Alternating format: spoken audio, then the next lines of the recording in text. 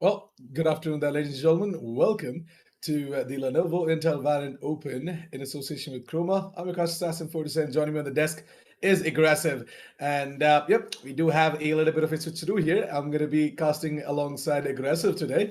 So, Aggressive, how are you feeling, buddy? Welcome to the Lenovo Intel Valorant Open.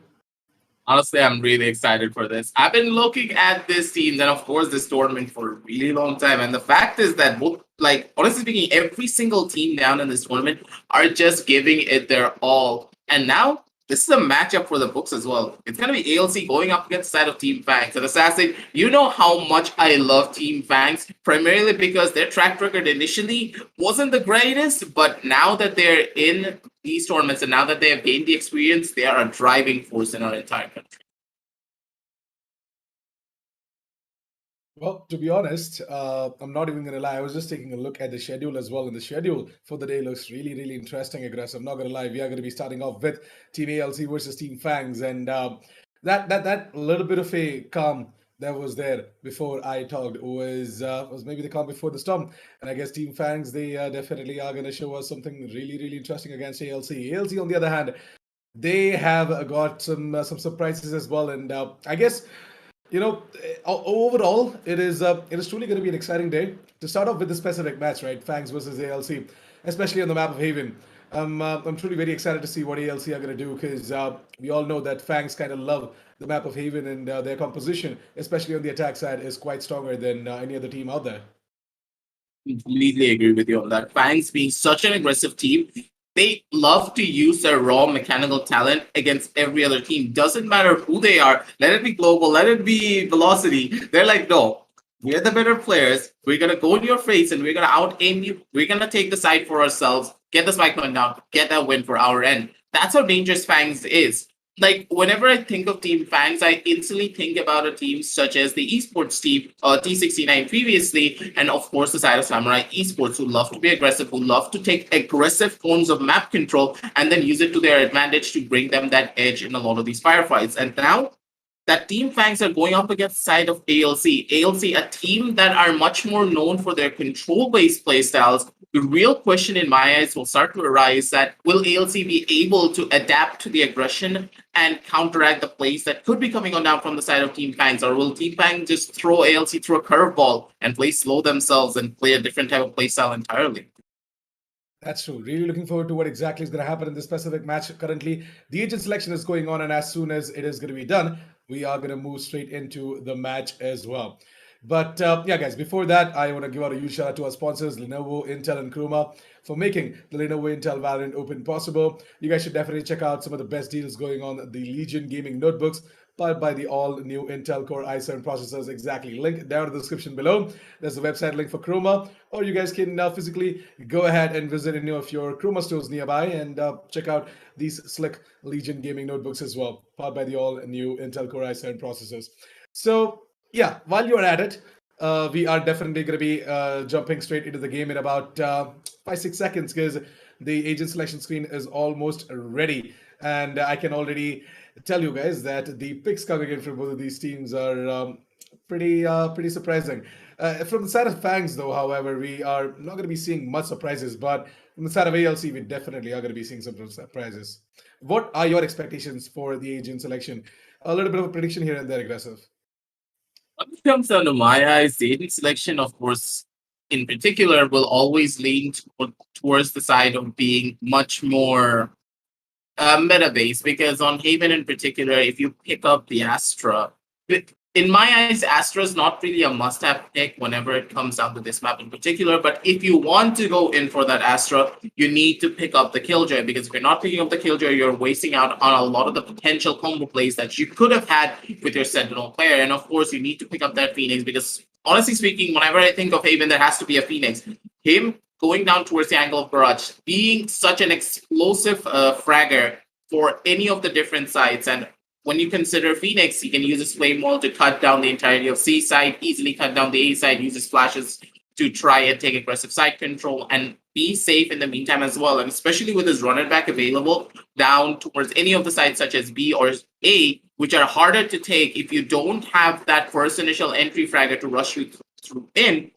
I'm really looking to see both of these sides pick up that Phoenix and And even if they are not going to pick up that Phoenix, some form of flash agent, because either they can pick up a Sky, maybe they can opt to go in for a Reyna, but they need to have some form of flash. And I know for a fact that Team Fangs are a team that love to take that flash composition. In particular, we know what they love. They love that Astra, Phoenix, Cypher, Sova, and the Jet. But for the side of Team ALC, they could be going in for something really spicy, or they could be going in for something to throw me in it entirely. Yeah, well, that they definitely are. We are definitely going to be seeing some really good Astra plays coming out from the side of Fangs. That's for sure. Because remember, Kohli is a player that has been mastering the abilities of the Astra, and he has been doing quite a significant job at that as well. He has been playing together with the team, coordinating with the duelists, placing down these stars in crucial points around the site, and grabbing a lot of intel and information as well for the side of Team Fangs. But previously, Kohli was having quite an off day. Maybe, I don't know, that might just be that specific day or something like that, but he hasn't been having the best of the times currently. And that is sort of affecting the playstyle coming in from the side of Fangs. Are they are definitely able to close out games, but at the same time, sometimes these games they just get dragged to overtime unnecessarily. There's no need for them to just drag the game to an overtime. But because of these issues, because of this lack of miscommunication and stuff like that, this is sort of hurting their match as well. And I guess the match is ready, so why don't we quickly jump straight into it and see what exactly both of these teams have got in store for us. Moving on down into this, like it feels as though an instant change. And in my eyes, why I will question all of this. Primarily because of one thing in particular. The fact is that for the side of Team ALC, they have actually picked up the Rays instead of opting to go in for a Phoenix, and now not having that flash in your arsenal. Yes, the Raze brings a plethora of utility down to the table, but how much will the utility matter if you are not able to execute down into the side properly? Because not having that flash, especially when you consider the map of Haven in particular, you're going to be in a pretty tough spot in general. But it seems he didn't get the memo. He's just making an aggressive push down towards the side of A Long, and with such a Fangs fashion, they just rush on down towards that A side, and they're making that push happen. And Smoke A, he just slaps Weezy in the face with a beautiful shot coming on down from that ghost. And with that, it's going to be a 1-for-1 trade coming on down from both sides. And Colin, he's just like, yeah, I'm just going to make that Pelush happen. I'm just going to go down towards the other side. B2, he wants to make a little bit of a difference for himself as well. He's only going to be able to find one before he does get traded on out. But going on down to a 3 versus 2 situation, and with so much map control already being found by all the members of the side of Team Fangs, things are looking dark for the side of AMC.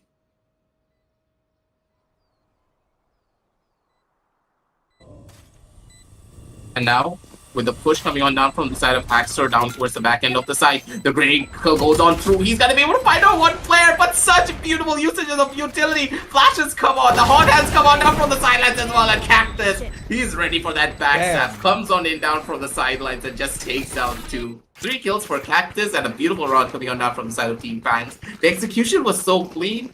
And Assassin, you have to say that map control was on point for their side. Exactly. That is something that Fangs have been mastering themselves, right? Getting a lot of map control and, pushing into places where their enemies might not expect them to. That is something that is the speciality coming out from the side of Team Fangs. And I really love how, B2 was just holding that area outside of the mid windows. He was not able to grab himself a double, although I did think that he's going to be walking away with a double kill off his own. But interestingly, it's just going to be a single for him, and I guess later down the line, he is going to show us a lot of potential flanks, and very interesting ones, by the way, because we somehow consider B2 to be a boaster himself. So yeah, definitely not going to be seeing him coming in with a flank and whatnot. Honestly speaking, whenever I think of B2, that guy is such an explosive player. He's always ready to, it's just always ready to take a lot of those fights. And whenever you feel like, no, we're going to win this round, ALC, they're going to be in for a world of hurt if it's B2 on the other side of that clutch. Because we have seen him get multiple consecutive clutches in almost every single round that it felt as though, hey, the opponent team is going to win. is B2 actually going to be able to do this 1 versus 3 or a 2 versus 3 situation with his teammate. But every single time, Fangs is like, no, sit down, watch us. We're going to make that difference, and I'm going to live up to my name. I'm going to be a B2 bomber, get like 2 headshot slaps in the face, and maybe riddle the last guy with a couple of body shots before I finally go down, allowing my teammate to go in for that trade. Honestly speaking, B2, he's just way too flashy for his own good. And if this is the level of play he's going to be bringing on down against the side of ALC, they're going to be in a world of hurt if they are not ready for it. Oh, it looks like that someone didn't inform Fangs that the match was being unpaused. But yeah, anyways, I'm going to be seeing Gamably. Who's going to try and hold that closed angle towards the A entrances. And Fangs Kohli, damn, it looks like that Kohli heard me at the pre-match analysis. And I guess he's kind of angry. How dare Assassin say that I'm out of form? I'm going to show him what I'm made of. And today he's having a really, really good day. At least he has started off good. Let's hope that he's going to end off well as well. Small rounds coming on down here and there. It's not going to be that big of a deal because considering the 0-2 scoreline, we shouldn't really worry about that as much. Because, of course, that was an eco round, and now going into the first buy round for the side of Team ALC, they're going to be quite happy to say the very least because now they're going to be the ones at the driver's seat, hopefully, because they now understand how the side of Team FANGS are actually playing a lot of these rounds. And what I like about this in particular is that they're not opting to go in for that bonus. They want Cactus to have that firepower in his hand, so he's opting to go in for that Vandal pickup. And you do have to remember, because he was able to get those 3 kills down in his own pistol round, that basically means that he's at the driver's seat and he can afford to have that Vandal while being able to go in for proper buys in the following round as well. Cactus doing really well to manage his economy as well as give his team the firepower they need to make this level of difference happen for their side. But Weezy, he's trying to go in for a gravity wall to try and make that little bit of a play, but he's not going to be able to find out anyone just yet. Cactus holding him down from the off angle near the top of the crates. Going down just a tiny little bit, but Smokey, he's just making that push happen. He wants to go in for a massive play of his own from the sidelines. The shots go on in, but the flash is not going to be in his favor. I got instead is going to be the first one to snap a bullet into Cactus. Smokey's going to be able to get down one possibly, but he's not going to be able to kill him outing in the very last second. And with that, it's just going to be B2 trying to be the last remaining member to try and get a play happen. But Orange Leaf, he's ready. He's gone in for that play himself. Takes out his own twin brother. And with that, that's a 1-2 scoreline. The round just started. Assassin, and it's already over. Wow, that was quite an adventurous play being made by the players from the side of Team FANGS. I'm not really sure why exactly Smokey just went completely hammer towards the A-Lings, but at the same time, I guess it was fine though. You know, ALC, they had the better weapons, they had some sort of an advantage as well moving into that specific round. And I guess it is going to be time for FANGS to, bring out their own bigger guns as well. Let's give the Phantoms and the Vandals coming out this specific round, and I guess Kohli is placing stars all across the A side. Really looking forward to what exactly is going to happen. Cactus right now is just going to go ahead and wait it out. And I guess Team ALC's Astra is going to try and, just attract some of the players in over towards the A lobby position so that Haxer or even Gamably can take them down. B2 on the other hand is on his adventure over towards the middle position, trying to take out all of these utilities from the side of Team ALC, and slowly but surely make sure that there's a lot of map control for Team FANGS, and they can just jump in towards whatever side they want to go into. I got just actually get that kill. He just peeked out and got that percentage pick up. We see a little bit of a whip, but he's still gonna be able to find out Smokey at the bare minimum, so that's no harm, no foul from the back end. Cactus, he wants to go in for those shots, but he's not going to find out much though. B2 finally gonna be able to trade out. I got was a little bit too aggressive now towards the angle of Barrage, but at the same time, Cactus, his headshot aim is on point. Tags Orange Leaf straight in the head through that first initial wall. And with that, slowly but surely, they're making the push happen down towards that A side. While Cactus is holding down any form of rotation that could be coming on down from the B side and also the C side. He knows for a fact that Orange Leaf is holding on down on the angle of Barrage. But Haxer at this point, he needs to be the one to hold down the fort. If he dies down here without getting a single kill, that could be all but over. He's going to be able to find out what Cactus on the sideline does get another kill. And this is all riding on the side of the Maverick. Will Maverick be able to get the shot is the real question. But with just that Spectre in his hand, he should be able to survive. He's going to be able to do it all. Boobot on one side and the Spectre on the other. He's going to be able to solo hold down this A side. And Assassin, I honestly thought he was dead, but that Spectre in his hand is just too deadly to even comprehend. True that. It looks like that Team ALC, once the bigger guns are out for their side, they're looking quite comfortable right now on the defense on Haven. Easy right now. Just gonna go ahead and once again place the exact same star over towards the mains, and I guess this time around though he should try placing some stars over towards C, because judging from the position coming out from the side of Team FANGS, it looks like that this specific eco is going to be them moving it over towards the C side. I got it. With his operator, it does take down Cactus, but at the same time Smokey has the immediate trade as well. It's going to be the ultimate coming out from Smokey, and I guess that specific ultimate might just give him the information that he needs, and Coley the frag that he was looking forward to as well. A minute and 20, and we are already seeing a man advantage for Team FANGS. And with that specific cosmic divide, which has come up from the side of Team FANGS, I guess this round might just go into their favor as well. But the ultimate, it is going to do so much. Exactly. Haxer is going to get the frag on towards Smoker, and Haxer is going to send out the boombot as well, which in turn takes down Coley. All comes down to B2 as well as Maverick in a 2 versus 2. And with 50 seconds left on the clock, I guess the spike is down over towards the C side, correct? Both of these players have to go ahead, retrieve the spike, and plant it as well in order to win out this specific round. But if they just want to go in for the gunfights, take down the defenders, then that sort of works out as well. But how will they be able to do that is the $1,000,000 question, Aggressive, because Maverick, he's got nothing but the frenzy.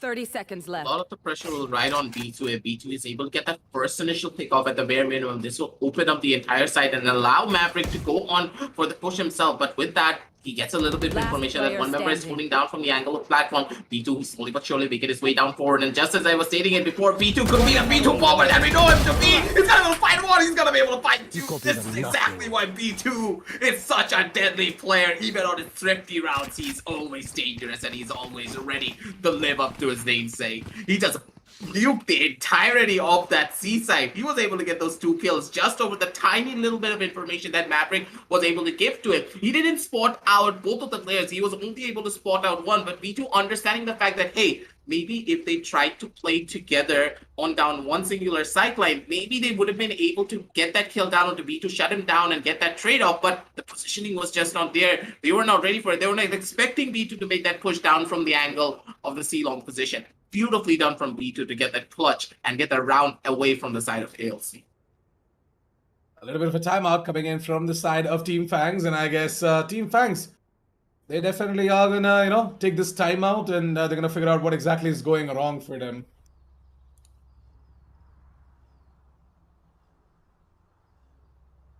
Now, I can give you out this question to you, Assassin. What do you think that the side of ALC can do to bring it back for their side? Personally, in my eyes, when I saw that the Boombot got like 2 kills, in the last round it got 1 kill, and on this round as well it got another kill. Very questionable in my eyes, but hey, if it works, it works. Haxer, he's making the raids work beautifully, but they're able to do a lot when it comes down to their own defensive side. But what do you think could happen when it comes down to the attacking side of ALC? Because I think in my eyes, if ALC, they want to have a chance in the attacking side, it's either take it down to a 6-6 score line, or maybe try and get an advantage for themselves at a 7-5. Because if they're on a round deficit, they're going to be at a massive disadvantage moving on down to their own attack. Yeah, for now, the FANGS, once again, try to move in over towards the C side. We do have both that duelist standing right outside the C-long position. Saigon is going to be spotted out as well. The recon dart. So that recon dart is going to gain information for the side of Team FANGS, and I guess Haxer is he's getting a little too impatient over towards the A-shot position as well. Hasn't made the push yet, but anytime now we can expect him to make that push as well. Maybe if you can just hold the angle, that might be great as well. Got Orange Leaf. He's going to try and come in with a little bit of a flank, and little does he know there is a trap over here. Okay, never mind, yeah. Just spot out the trap. He can't crouch below it. He can't jump over it as well. That is a beautiful trap man coming in. But oh, Haxer! Kind of knew it. That, up close and personal, we're going to be seeing him with that shotgun and getting himself a kill. And I guess Team FANGS, they're in a bit of a trouble here, Aggressive. They might not be able to put up the 4th on the board. 30 seconds left. But they could not. Let's see what exactly happens, and this first initial kill is gonna make everything clear for us. With Cactus getting that kill down on the Wheezy, no more Astro utility on the map to try and make that difference for their sidelines. But at the same time, they're getting swarmed down from every single angle. Cactus, he's gonna be able to find out one. He's looking for another one. He's actually gonna be able to find it. He whips out on a couple of his daggers, and that will cost them pretty much everything. The shots are gonna be raining on in. Cactus with his fourth. He's not gonna be able to get his ace, but Axer instead is gonna be the one to shut him on down, and it's just gonna be B2 and Smoke A to make that clutch happen for their side. With that first initial Pumot gets the information that, hey, B2 is holding on down from the back end of the CT angle, and he comes in, feeds the corner, headshots Axer into the next dimension, and 2-1 on the scorecards. And Assassin, we can never count out the side of Team FANGS seemingly. Even when the odds are against them, they're still able to clutch out, even on down to a 3 versus 5 situation. Yep, 4-2. As it looks like that my assumptions were kind of wrong. Team FANGS, despite the man disadvantage, they are going to be able to go ahead and grab themselves that fourth round of the board. It is going to be Team ALC to struggle a little bit. I guess their economy is a little bit too bleak. And talking about bleak, Gamer Bleak has invested absolutely everything in this round. They're sitting at 0 creds, and it's going to be an expensive one if they go ahead and lose it out. Haxer right now, holding with the Phantom. He's holding that angle as well, but I guess Cactus might just aim him over towards that specific angle, and that's exactly what is going to happen as well. God. Talk about out aims, man. This guy with nothing but a Marshal, that too the Sovereign Marshal. He's going to go ahead and delete off his nemesis. That's going to be Cactus going down, but doesn't even matter aggressive, because right now FANGS they're a mad advantage in a 4 versus 3 situation, and they have the better weapons against the rest of the 3 players from the side of Team ALC as well. I swear to God, Igor is trying to test his luck so much. He's just going in for those shots. He's like, no, too damn. He's like, I'm just gonna make it happen. But at the same time, what a beautiful recon bolt coming on down from the side of Maverick, right above that smoke. They were able to set it up beautifully. And honestly speaking, I understood the plan coming out from the side of ALC. They wanted to go inside the smoke. They wanted to wait inside of there and wait until the smoke dissipates completely, because they were ready for the fight to come out as soon as the smoke was gone. But Maverick, the 900 IQ play coming down from him, using that recon bolt exactly on top of the entrance to reveal everyone as they move into the cyber cage coming on down from the side of Orange League. Beautifully done from the side of Team FANGS. Take that round away, take us down to this 2-5 scoreline, and it seems as though FANGS, they're not letting up on the gas pedal even a tiny little bit. And now Cactus, he's actually opting to use his jet knives this time around. To be able to get a lot of value out of it is a real question. Well, Smoker is going to be using up that ultimate, and I guess Cactus has got all the information in the world that he needed. But what the hell? I got through the flame wall! What sort of a vision assistance is that? I got it. You beast! Stop wrecking Team FANGS like that. Well, B2 on the other hand is going to do the same on towards I got, but this time the only difference was there's no smoke or the cyber cage right there.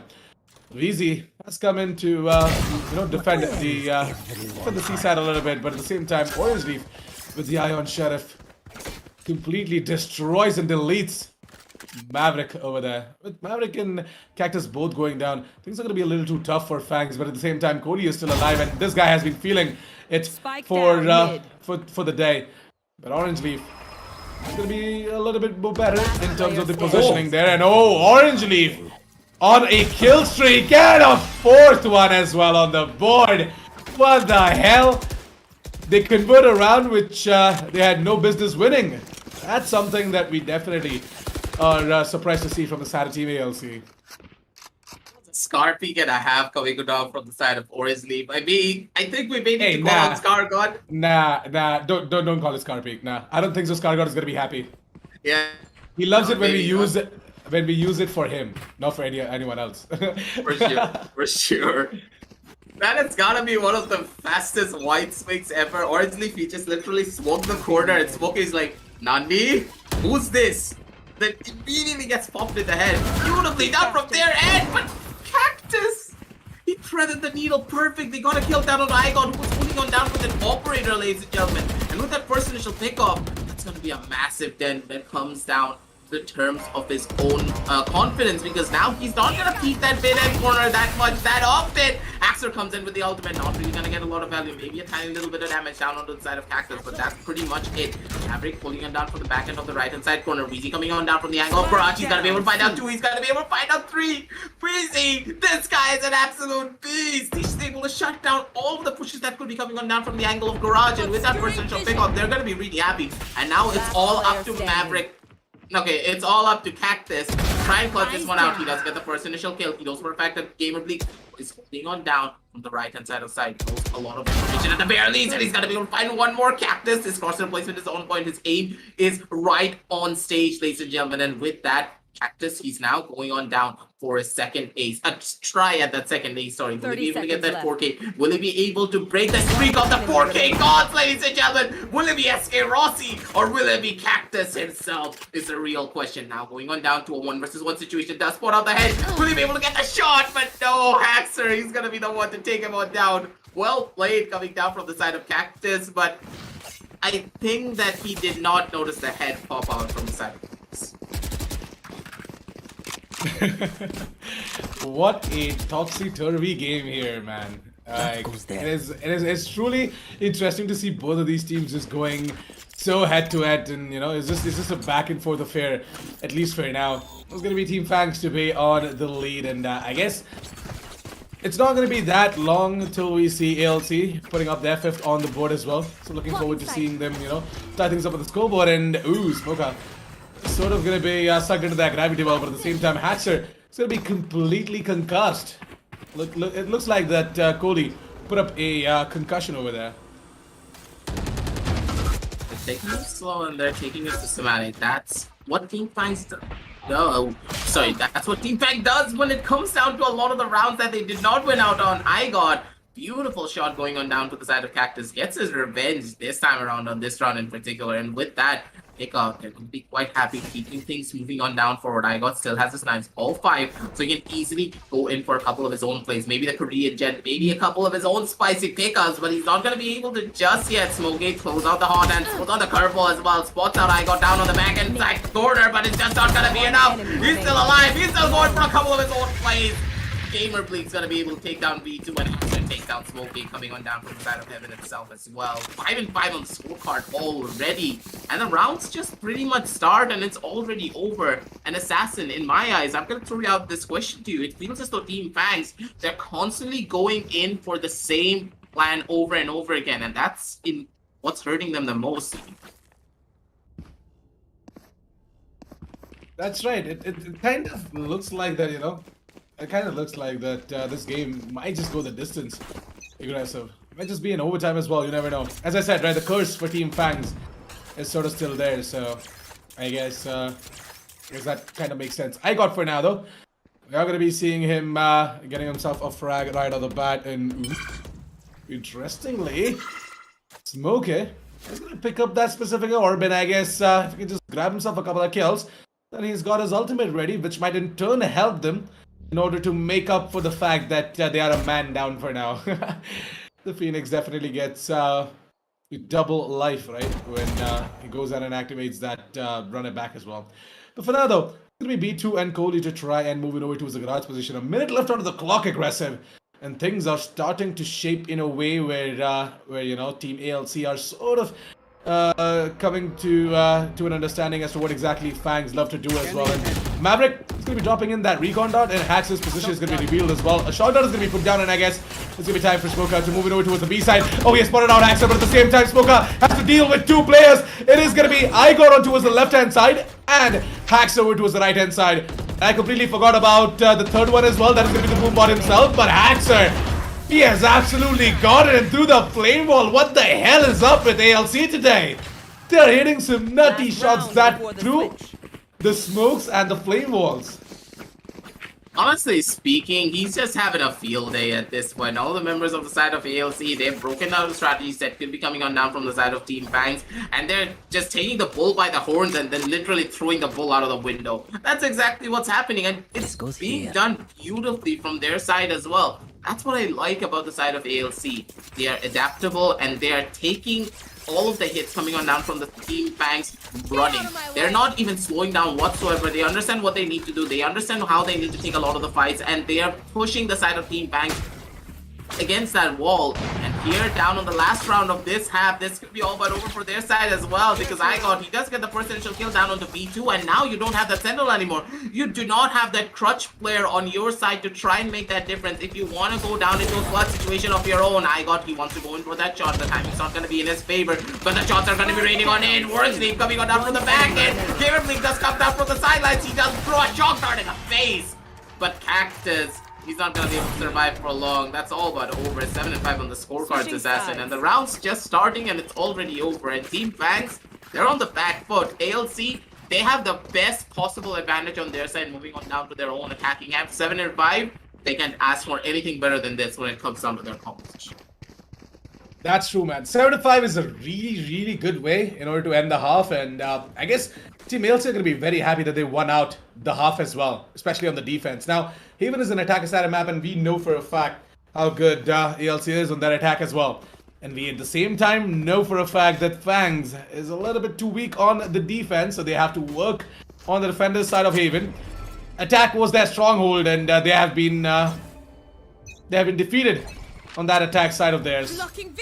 I guess this might just give us an idea of what we can expect out of the specific map aggressive. What are your thoughts on this? My ass in particular, they should be able to find a couple of plays, but what is exactly happening? B2, did you actually get away with that? You got away with murder, and you're probably gonna get away with one more as well.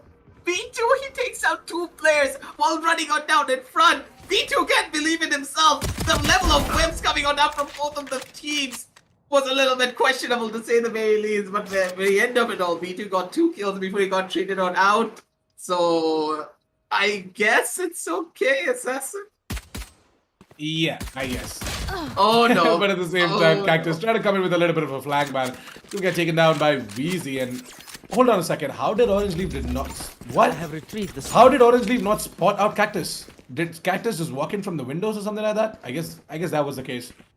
But whatever it is, I mean, FANGS just a little bit too aggressive on their defense, and that is quite hurting them for now, though. And yeah, ALC, they are aware of the tendencies coming out from the side of Team FANGS, so maybe they have done their homework and they are absolutely ready to face off against Team FANGS. Team FANGS themselves are having a slow start. Maybe it's that day where you have a slow start, but eventually you just bring it all up. Now Maverick is trying to move in from the defender side spawn alongside Koli. Koli is just gonna jump down and lose quite a lot of HP as well. Wheezy gets that instant dink out of the face of Maverick and finishes him off as well. And it's gonna be all down to Koli in a 1 versus 3. Oh my god, Koli! Oh. What? Still managed to take down the Boombot and get the frag on towards Axter. This is unreal. We're gonna be seeing him taking the fight against Orange Leaf and losing it out, but oh man, Koli, he might be cursing that specific Boombot so freaking hard right now. It's gonna be like, why the hell is it not breaking? What the hell is this game? Boombot is made out of adamantium, pretty much, because how many bullets did he just shoot into that Boombot? I think he shot about like what, 6 bullets? 6 bullets, No, and that I thing guess- still did not die. I guess he emptied his entire magazine. My god, it kind of looked like that, but yeah, of course it's an exaggeration, guys. But man, that was quite a struggle. That does happen to the best of us at times, but at the same time, you need to consider something. That Boombot has gotten so much value for Haxer. Not only did that Boombot get like about 3 kills, which is absolutely insane when you consider this being pro play. That Boombot also literally nearly got another kill down on Koli because he was just cursing it. That was so much in that round in particular. But at the same time, Koli, he needs to be careful because he's playing in a very predictable position and this could hurt him down immediately. Cactus not gonna be hit those shots, gets a ding to the face, and so does Haxer from the sideline, but Wheezy comes in as the backup. He's gonna be able to take down Cactus, to say the very least. And with that, they're gonna be quite happy. Keep things rolling for their sideline. Koli with the classic right click. He's gonna be able to do a tiny little bit of damage, but he's already ready and he's gunning for his couple in his own place. Trades go on through, but at the same time, with the man disadvantage now in the favor, man disadvantage going towards the side of Team FANGS, they're gonna be in a pretty tough spot, to say the very least. But okay, he picks up the Spectre for himself. He's gonna be able to take down Orange Leaf, and with that, a lot of the pressure is now gonna be onto the side of B2. If he's able to get this first initial kill down on the Haxer or any one of the players, they can easily win out on this round, but they're not gonna be able to find it. Wheezy does get one more kill. Smokey now down to only 29 HP and just Spectre in his hand. It's gonna get taken on down. And with that, it's already a 9-5 scoreline. And starting from such a massive lead for the side of Team FANGS, they've completely dropped the ball seemingly, and now going on down to a 9-5 scoreline instead. That's true, man. The ALC are having a cracked day today. Like they woke up on the right side of the bed. Not gonna lie, they definitely woke up on the right side of the bed. At the side at the side of FANGS though, I'm not really sure what's up. Like they definitely are not having the best of the days, but at the same time, maybe it's just the fact that you know it's too early for them to be playing. I mean, most of the gamers right nowadays tend to wake up quite slowly. Like I would say around like I don't know 12 or 1 or something like that, and then they chill out, have that practice, and then in the evening and stuff they have their official matches. Today they have to, of course, bring a little bit of a change in their schedule because it is a packed day for sure, at least for them. And a lot of us as well, aggressive, including you. And yeah, like it is one of those days, right, where wake up, kind of are having an off time, but then eventually it just builds up.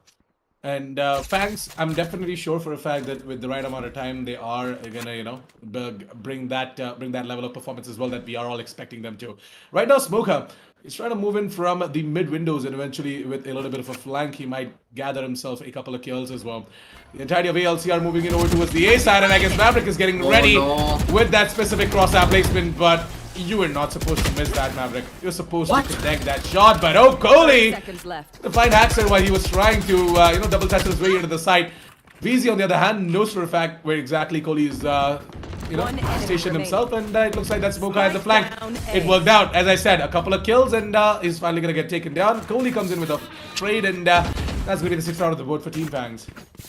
It was a beautiful round coming on down from the side of FANGS. As soon as the round started, they understood what the side of Team ALC could be planning to do, and they were able to take the proper countermeasures. And that's why it's so important whenever you make a push down towards that A side, you need someone to hold the angle of mid. And Smoke A, he was just able to just be like, hey, no one's holding mid, I'm gonna push on down towards the angle of window, make my push happen, and just flank you down towards the side of A long.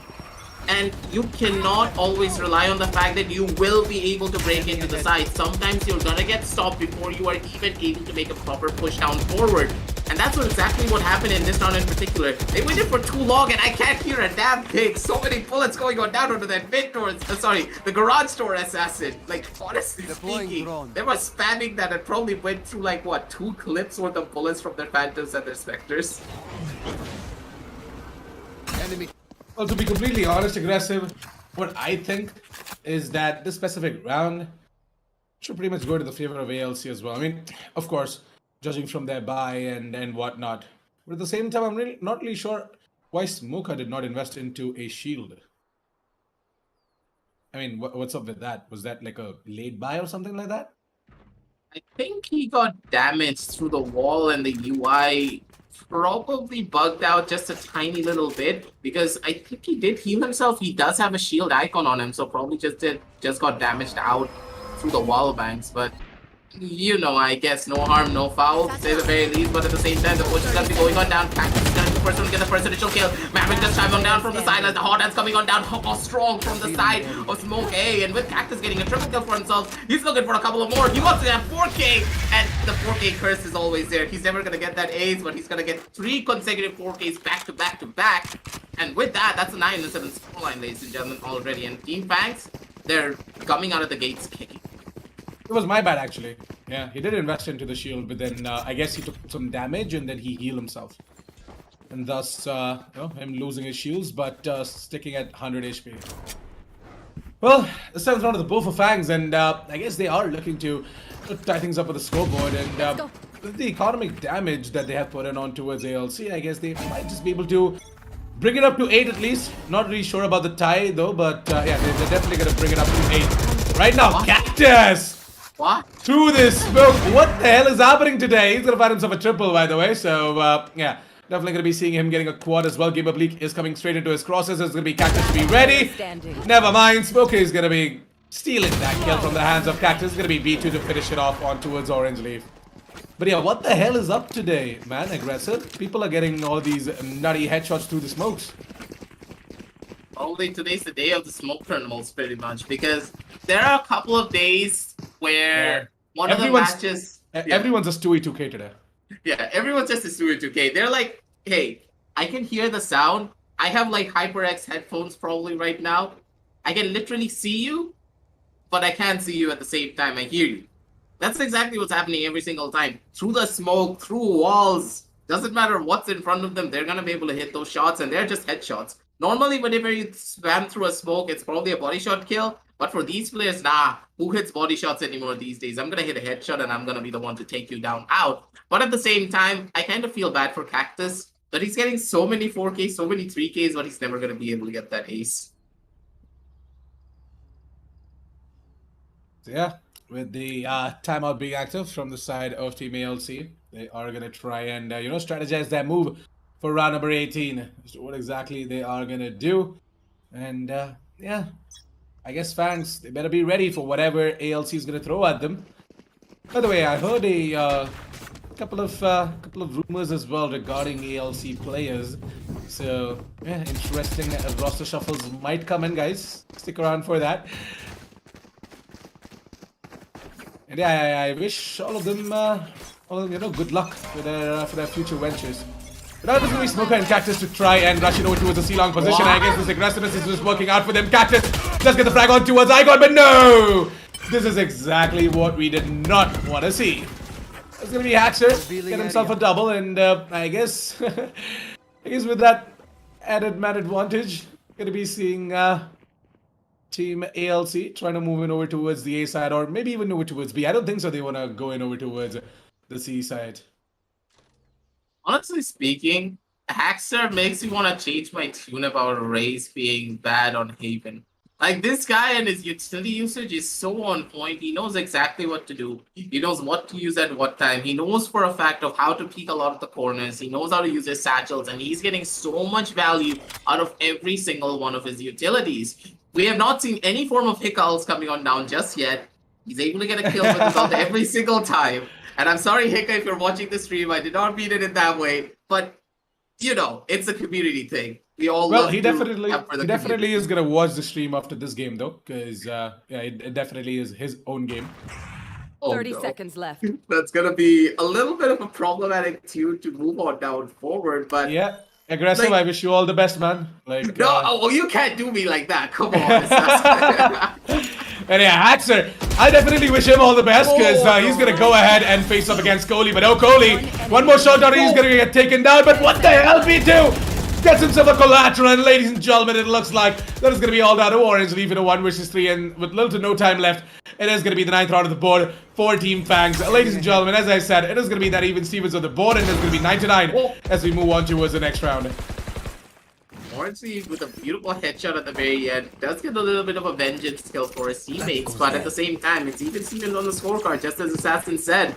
And with that, it may be even Stevens on the scorecard, but when you look at the terms of the economy, for the side of Team ALC, they're hurting massively. A lot of their members need to go in for a couple of these half buys at the bare minimum. So 2 half shields, 1 Spectre buy coming on through from the side of Game. They're in a pretty tough spot, and for the side of Team FANGS, they're more than happy. Looking at their buddy, they're rich as hell. Their bag is absolutely packed. They can go in for multiple rounds consecutively, even if they lose out here. But it's a massive investment coming on down from the side of Cactus. He's not going to be able to get that kill down on Orange Leaf. He's going to be able to shut down 1. He's actually going to be able to shut down 2. Orange Leaf, you just did not do that to everyone. And Maverick's like, I'm just going to do a run and gun. I'm going to go brrr. But he went up a little bit too hard, seemingly. He does get taken down by VC. And a little bit questionable from the side of Team FANGS, but I think they let that last victory get to their head a little bit too much. So right now, things have sort of, taken a little bit of a turn as we are going to be seeing FANGS who are going to be at that man disadvantage in 50 seconds from the clock. ALC by just moving over towards the B side. And I guess they are going to get that plant done as well. This retake is going to be a very tough one for the side of Team FANGS, but Kohli everything depends on this specific flank. If he can just get himself a double, maybe we might have some sort of a chance for Team FANGS left out, but never mind. Kohli is missing everything. Orange Leaf is down to what? 5 HP? 14 HP? What is it? Yeah, 14 HP. And yeah, that ult is definitely gonna come in. And I guess, can we call it a hick ult? I don't think so. 14 HP. He still did deal a lot of damage, so I guess Yeah, it's so all right. we can call it. Yeah, we can call it a hick ult. Hicka, Okay. you know, my DMs are closed for you, so please don't attack me. Oh, Yeah, the guy hates it, man. But at the same time, it's always, it's always a comical turn of events when it comes down to the showstopper. Yesterday, myself, by the way, when I was playing, I was aiming the showstopper somewhere else, but then it just exploded right under me. Like, Riot, the showstopper, it definitely needs a fix. Please fix. I want to nerf that thing a lot more than they want to fix it at this point, seemingly, because a lot of the players, they like the showstopper, but at the same time, they hate it quite a lot. So let's see what happens. But moving on down to this round in particular, and after what happened in that last round, I feel as though Team FANGS, they need to take it a little bit more slower, because yes, being aggressive is fine and dandy, but being way too aggressive, that's going to be quite a difficult manner indeed. Cactus waiting on down for the backhand corner of that off angle, trying to see if he can hear any form of sound coming on down from the side of Team ALC outside of this garage angle before he opts to go in for that peek. And I like this play coming on down. It is going to be Kohli from the top end side. He's trying to go in for a couple of his own peeks. He goes in for that shot, but he's not going to find it. So tiny little bits of whiffs coming on down from both teams, and things have slowed down.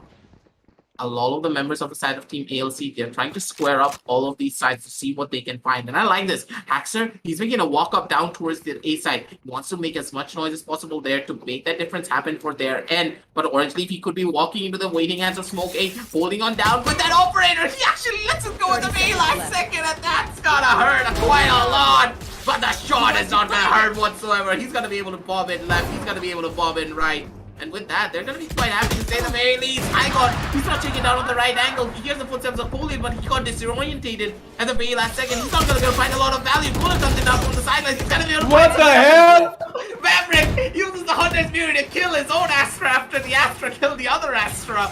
And it's down to a 2 versus 4 situation. Assassin, I'm just confused. Try and take this away because my brain is not working after what happened here. Well, my brain is as freeze as yours right now. I've got no idea what Team ALC were doing over towards the seaside like that. And once again, we're going to be seeing another timeout coming in from the side of Team FANGS. And this is a good time to take a timeout as well, in my opinion, because, now that the scoreboard is equalized, they can't afford to make any more mistakes aggressive. Because, so it's going to be a very, very crucial one the next round. They have to, by anyhow, win the specific round, get the 11th on the board, and if possible, get the 12th as well. Because FANGS, we all know that they do tend to struggle on the defenders side on the map of Haven. And now that they are, sort of bringing it back and, tying things up on the scoreboard, they have to take a breather, have to take a little bit of a chill pill, and they have to, get the 11th round of the board before Team ALC. Otherwise, if ALC, they just roll on with the momentum, then it's going to be tough for FANGS to stop them. And in terms of the economy as well, FANGS are doing quite better. And if they can just get this 11th on the board, it is going to be a full buy round coming in from the side of ALC. And if FANGS can somehow just destroy ALC in that specific round as well, then there is going to be no money left for ALC, and it can be a victory for FANGS. That is sort of a strategy that they have to go around with. But at the same time, can't really forget the fact that ALC have force bought the specific round. It can be either ways. It's going to be down to how exactly FANGS are going to play and how exactly they're just going to give all of these frags into the hands of the players on the side of Team ALC. Right now it's going to be Igor to do some damage on towards Smoker. Smoker with the operator. I'm not really sure why he's the one who is using that operator as well. What happened to Cactus? Smoking with an operator, a little bit questionable, something you don't really see, but Anagon, he's getting thrown everything other than a kitchen sink in his face, and he's still able to stay alive! Look at the positioning coming on number one members on the side of Team FANGS. They're going to be able to survive. They're going to be able to stay alive and keep things going for their end. Haxer, he's going to be able to get that reverse kill down onto one. But Holy is actually going to be able to take a pick off instead onto iGod. And with that, Orange Leaf, he's going to be the one making a massive push down towards that B side. He clears everything out and he's making the push down from the side of B-Link. But at the same time, the hack comes on down from the Cypher from the side of FANGS, ladies and gentlemen, with B2 revealing all of their last known positions. Orange Leaf, his flank is not going to work out anymore. Two members are holding on down from the back end corner. He may just get one kill, but he's actually going to be able to fight two. Orange Leaf, he does the impossible. Once again, ladies and gentlemen, his handoff comes off. And Haxer, he's going to be able to get an easy kill down on the Smoker. And honestly speaking, I wrote off that round. I thought that ALC had no business winning that. But Orange Leaf, what did you just do? You just got 2 kills when they were all in one singular cycling. Yes, but you should have been traded on out instantly. Kind of a questionable play right there, but at the same time, you can definitely see it in the instant replay as well, right? How exactly Haxer was able to get that final kill and put up that 11th round of the board for ALC. ALC, as I said, man, they're so unpredictable that, you know, they are going to be able to go ahead and, you know, eke out that force buy and get the 11th round of the board as well. Team FANGS are completely played over towards the A side and over towards the B side as well. It's going to be Cactus this time around, though, to be aggressive and take down iGod. Damn, iGod, that might have hurt. Yeah, that's the Astra utility. That does do that to you from time to time. You use the gravity well on one side and you either have the choice. You either jumping down towards the open angles where you could get killed, or you're gonna play it safe and allow your enemy to have an aggressive forward control down onto their own sidelines. And with that, Icon made a decision and it really did not pan out for him. First initial pick now going on down towards the side of the defenders. And they're gonna be quite happy about that because nonetheless, they have the positions in their side. It's going to be opted to go in for the drone. Still not going to be able to get that tag though, so no damage to say the very least just yet. Cactus, he's trying to play it aggressively, holding on down from the off angle from the side of Garage, but at the same time, he needs to be careful. All the members of the side of ALC, they're holding down the fort down towards this B-side entrance. So they're looking to go in for that play, but they're not able to get any form of information, and that's what's really hurting them. All the members of the side of ALC, they're trying to see if any members from the side of Team FANG, they want to be aggressive, they want to play for the picks, but they're just not able to find it. Smoker not going to be able to find his own shot and using the run it back to try and do a little bit of a different play. The shots just don't connect, but at least the poop was out of the picture to say the very least. Cactus gets a triple kill for himself. And with that, ALC, they're able to get a couple of trades for themselves as well. And with that, it's going to be forcing itself from the clock. The plant has gone on through. Going on down to a 3 versus 2 situation. It's going to be Weezy being able to find out what, but V2, he's a crutch for the team. And he's going to be the difference maker. And Assassin, in my eyes, I think that Phoenix on the operator is not really working out for the side of Team FANGS. Yeah, Phoenix on the operator, definitely not a good option. I guess they need to do something about that. Maybe Cactus can wield it, or maybe they can just completely abandon it. Like, I don't even think so that, you know, FANGS, they need an operator at this point, because every single player from the side of Team FANGS is pretty proficient on the assault rifles, and it's not like they're having a bad aim day or something like that. Everyone's aim is kind of good, and I don't know why Smoker is once again going in for that operator. It is doing nothing but slowing him down. And that is a bit of a problem. See, Smoker is that explosive player. I'm not gonna lie, guys. See, when I'm making a specific statement, right, I've got a reasoning to back it up as well. Smoker is an explosive player, and he's a very mobile player from the side of Team FANGS. Like, he keeps on moving and, you know, keeps on getting all of these frags connected left, right, and center. And with that operator, it kind of slows him down. With an assault rifle, on the other hand, he can just, you know, move around freely. He can, you know, get his crosshair placement as quickly as possible, and it usually lands him a kill as well. But yeah, the operator is sort of, you know, just putting him at a position where he's not able to do much. So let's see. Well, at least I'm just gonna wish him all the best for this specific round where he's holding the operator. Which was the Underwear Heavens position. He's gonna go in for that peak as well. You're gonna be seeing Maverick getting spotted out. And I guess that is going to be the cue for the players from side of Team ALC to move it over towards the A side. Oh my god. Gonna be seeing him going out and getting the frag on towards Maverick, and my god, what the hell? The updraft works out, and there goes Smoker down to the ground. Spike planted.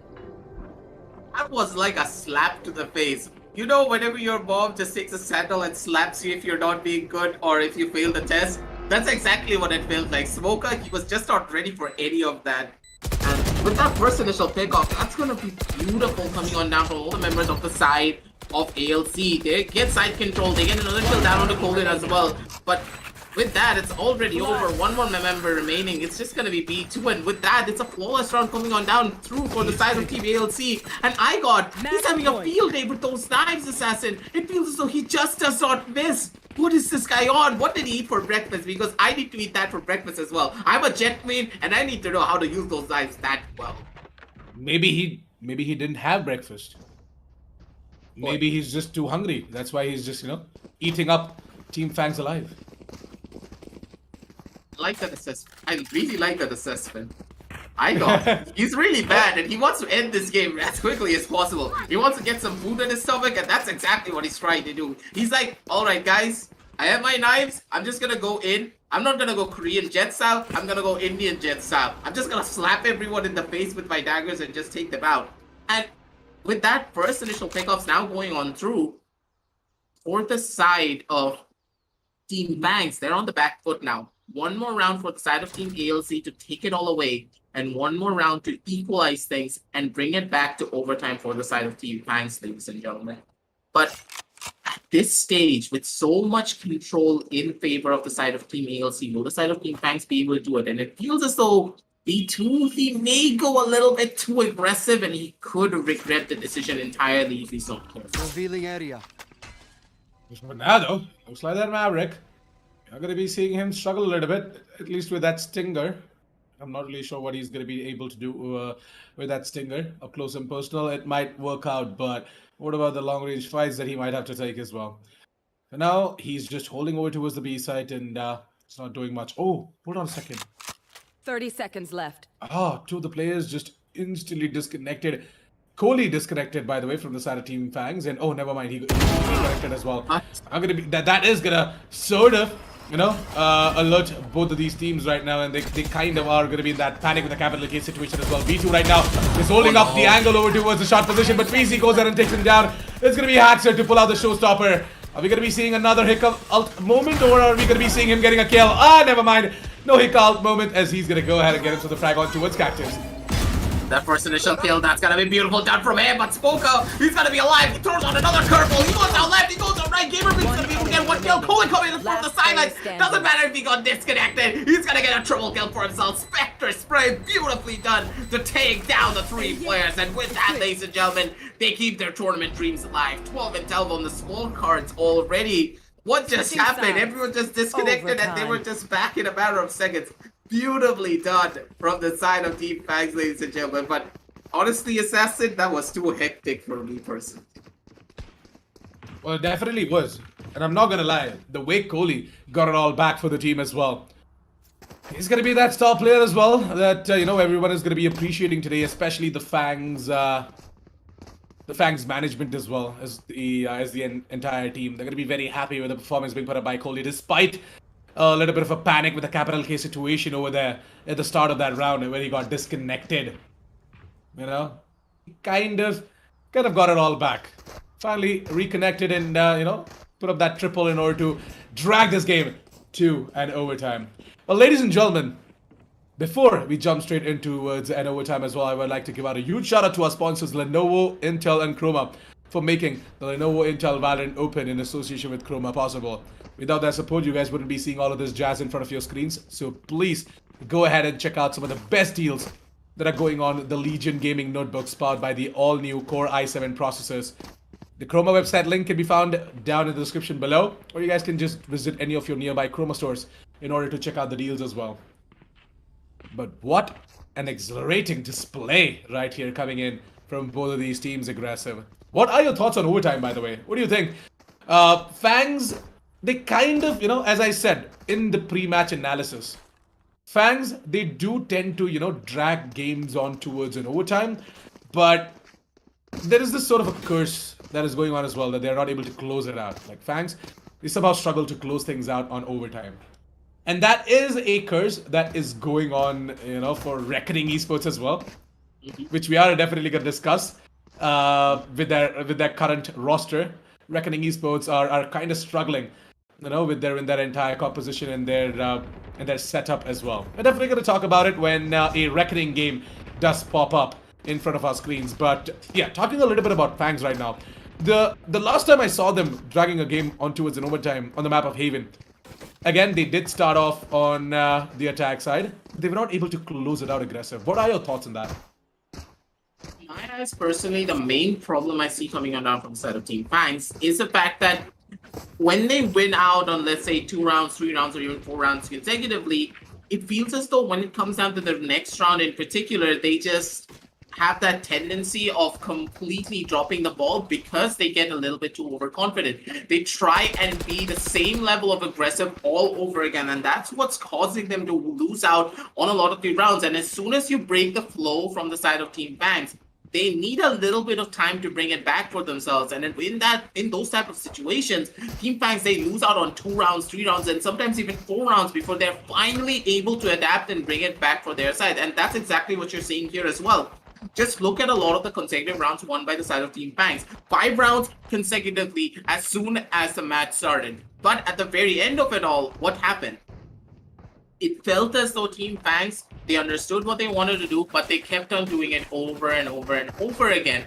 Yes, aim can get you through a lot of your fight, but at the same time, you need to consider the utility usage coming on down from the side of your opponents to try and counteract your aim, and that's exactly what the side of Team ALC are doing. They're adapting, they're understanding the playstyles coming on down from the Team Fangs, and knowing the habits that they do have, they don't really change up their strategies unless it's very important. And Team Fangs, they're losing out on so many rounds in particular by them doing that. And if they want to keep things rolling down in this overtime round, they need to be kept on their toes, and they need to constantly change up their strategies every single time they try and play a defensive round or an attacking round. Because if they go in for the same plan down in their attack this time around as they did in the previous half, I'm pretty sure that Team Fangs are going to be the ones to lose out at ALC. They'll take this overtime for their side entirely. Interesting indeed.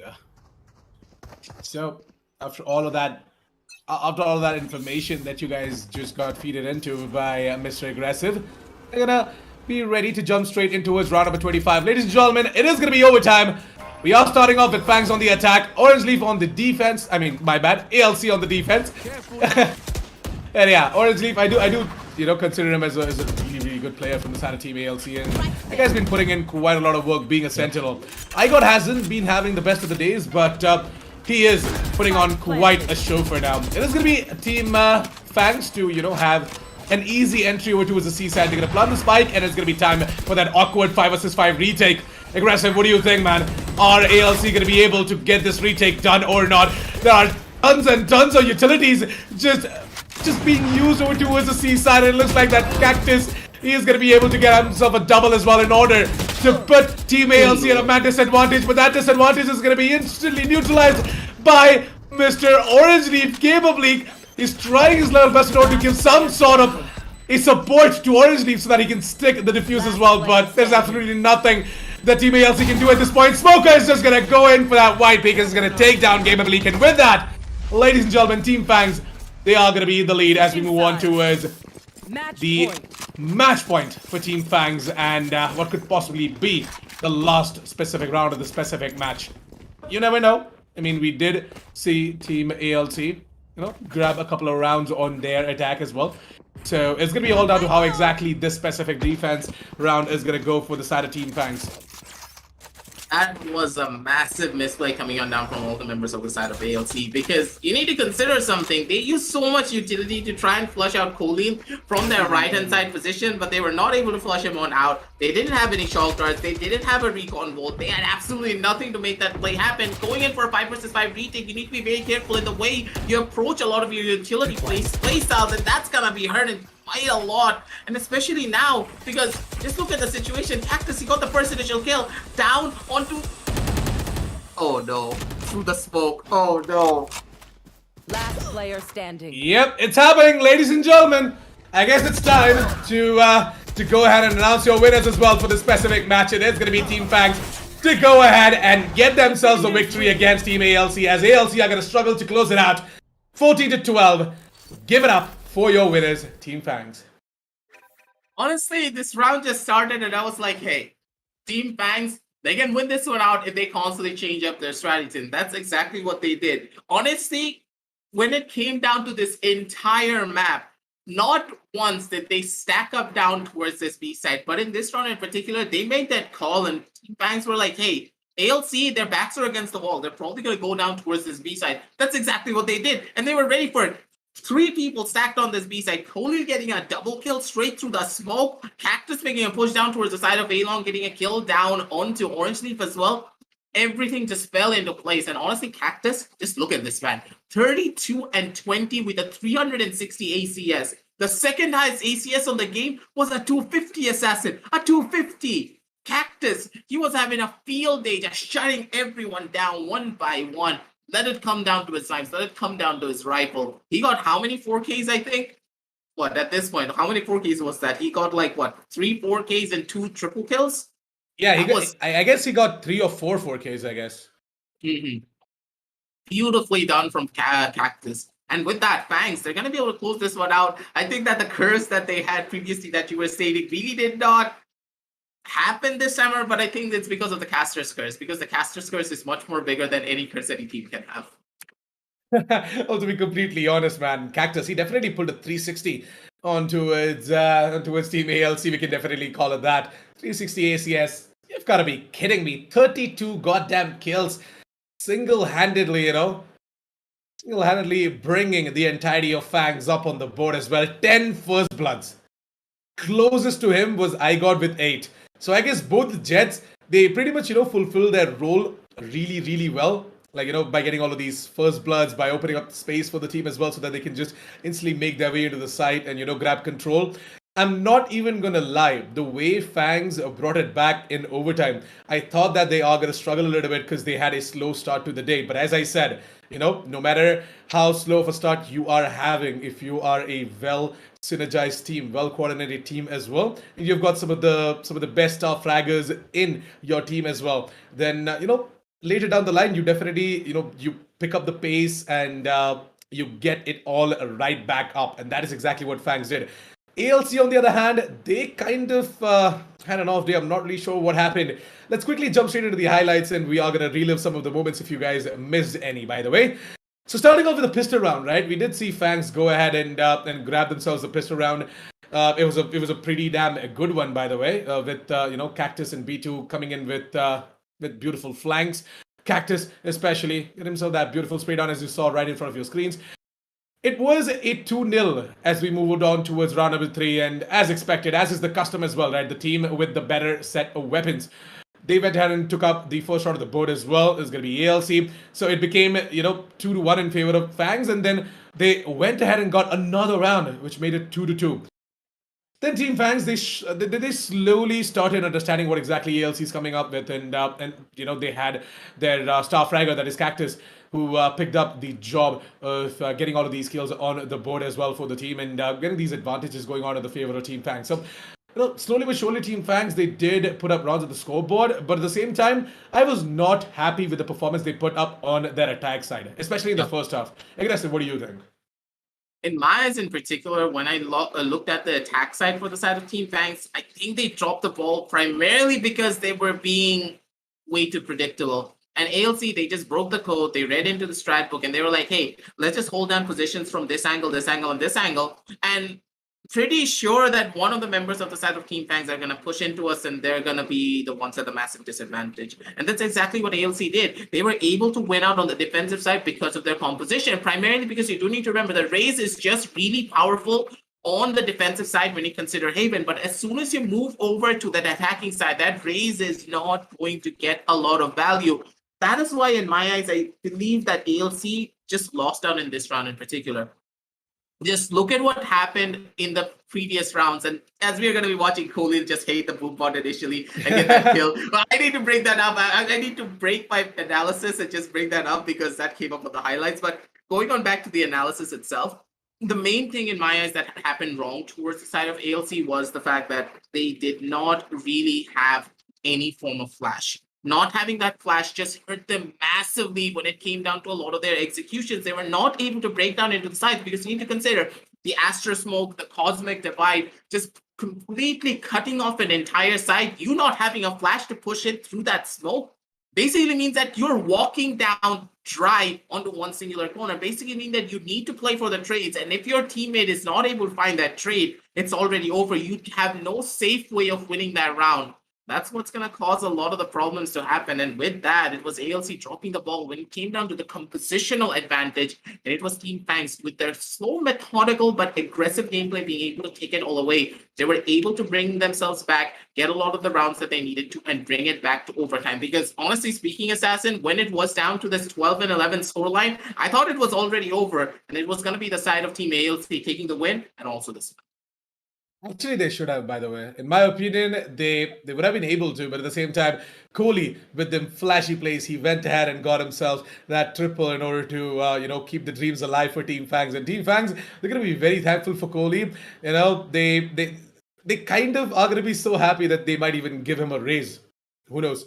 He actually went ahead and saved that entire game for the side of Team FANGS. But jokes aside, guys, I'm going to be dead serious here. Team ALC, props to them. They put up a really, really good fight. And at the same time, Team FANGS, right? I completely agree to you on the fact that FANGS kind of had an advantage by having Smoker on that specific Phoenix.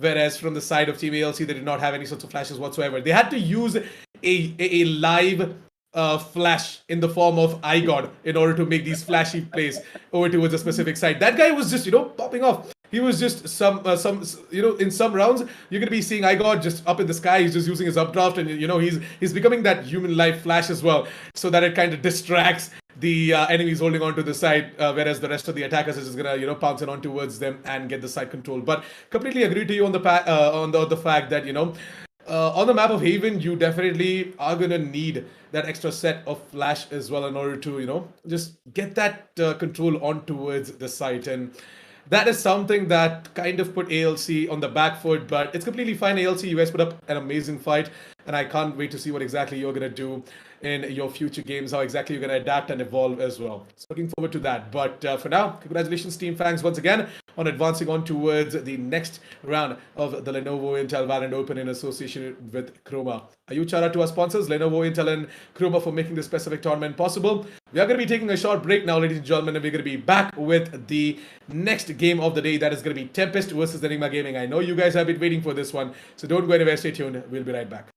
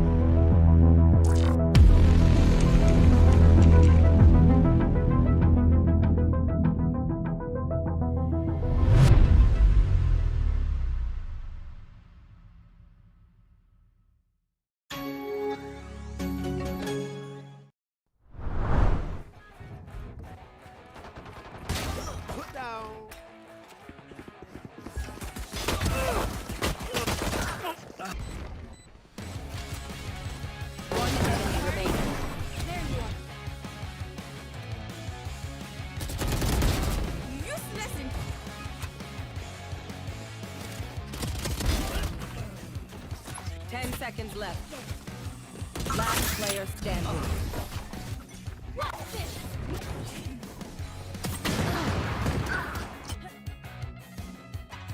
One enemy remaining. 30 seconds left. Camera taken out. 3. I am. Got him. Where is everything? Where is everyone hiding?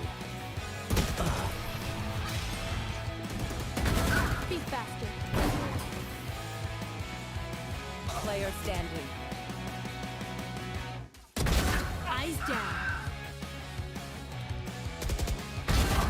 3. 30 seconds left. One enemy remaining.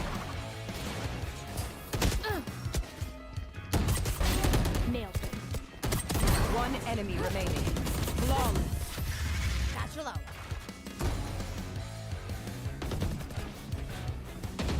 One enemy remaining. Done.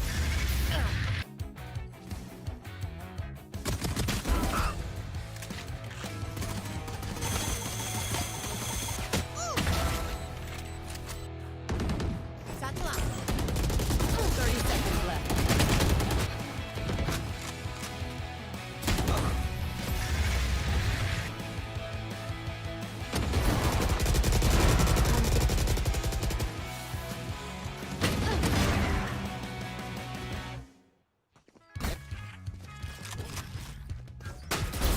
Die. Okay, take a break, guys. 30 seconds left. Nowhere to run!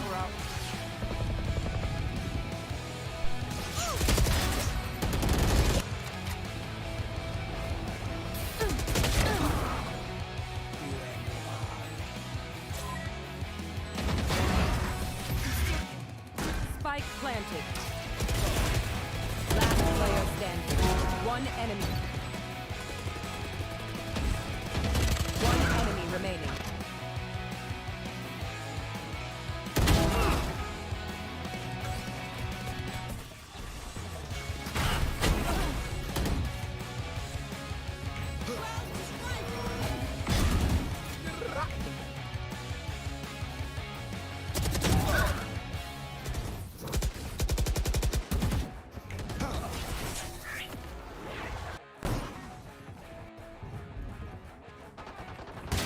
Put down.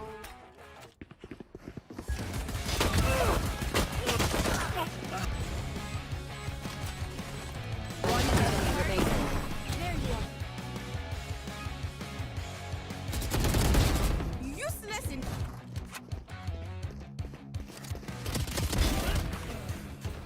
10 seconds left. Last player standing. What's this?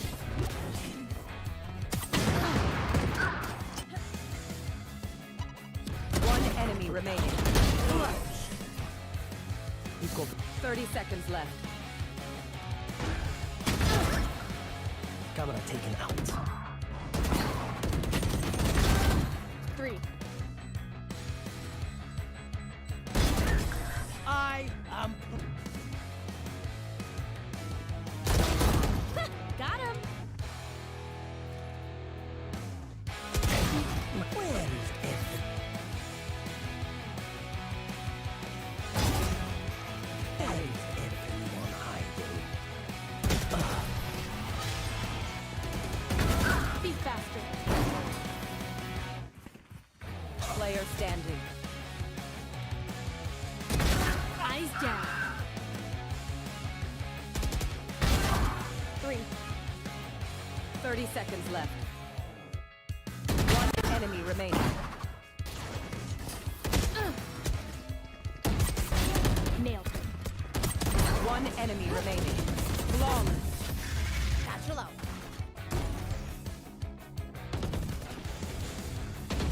One enemy remaining. Done.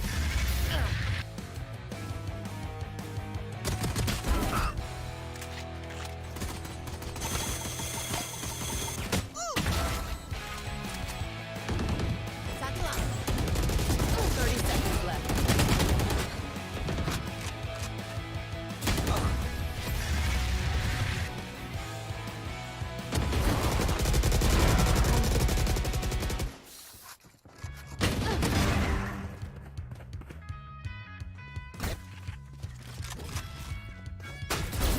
Die.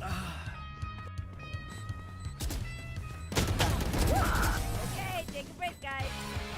30 seconds left. Nowhere to run!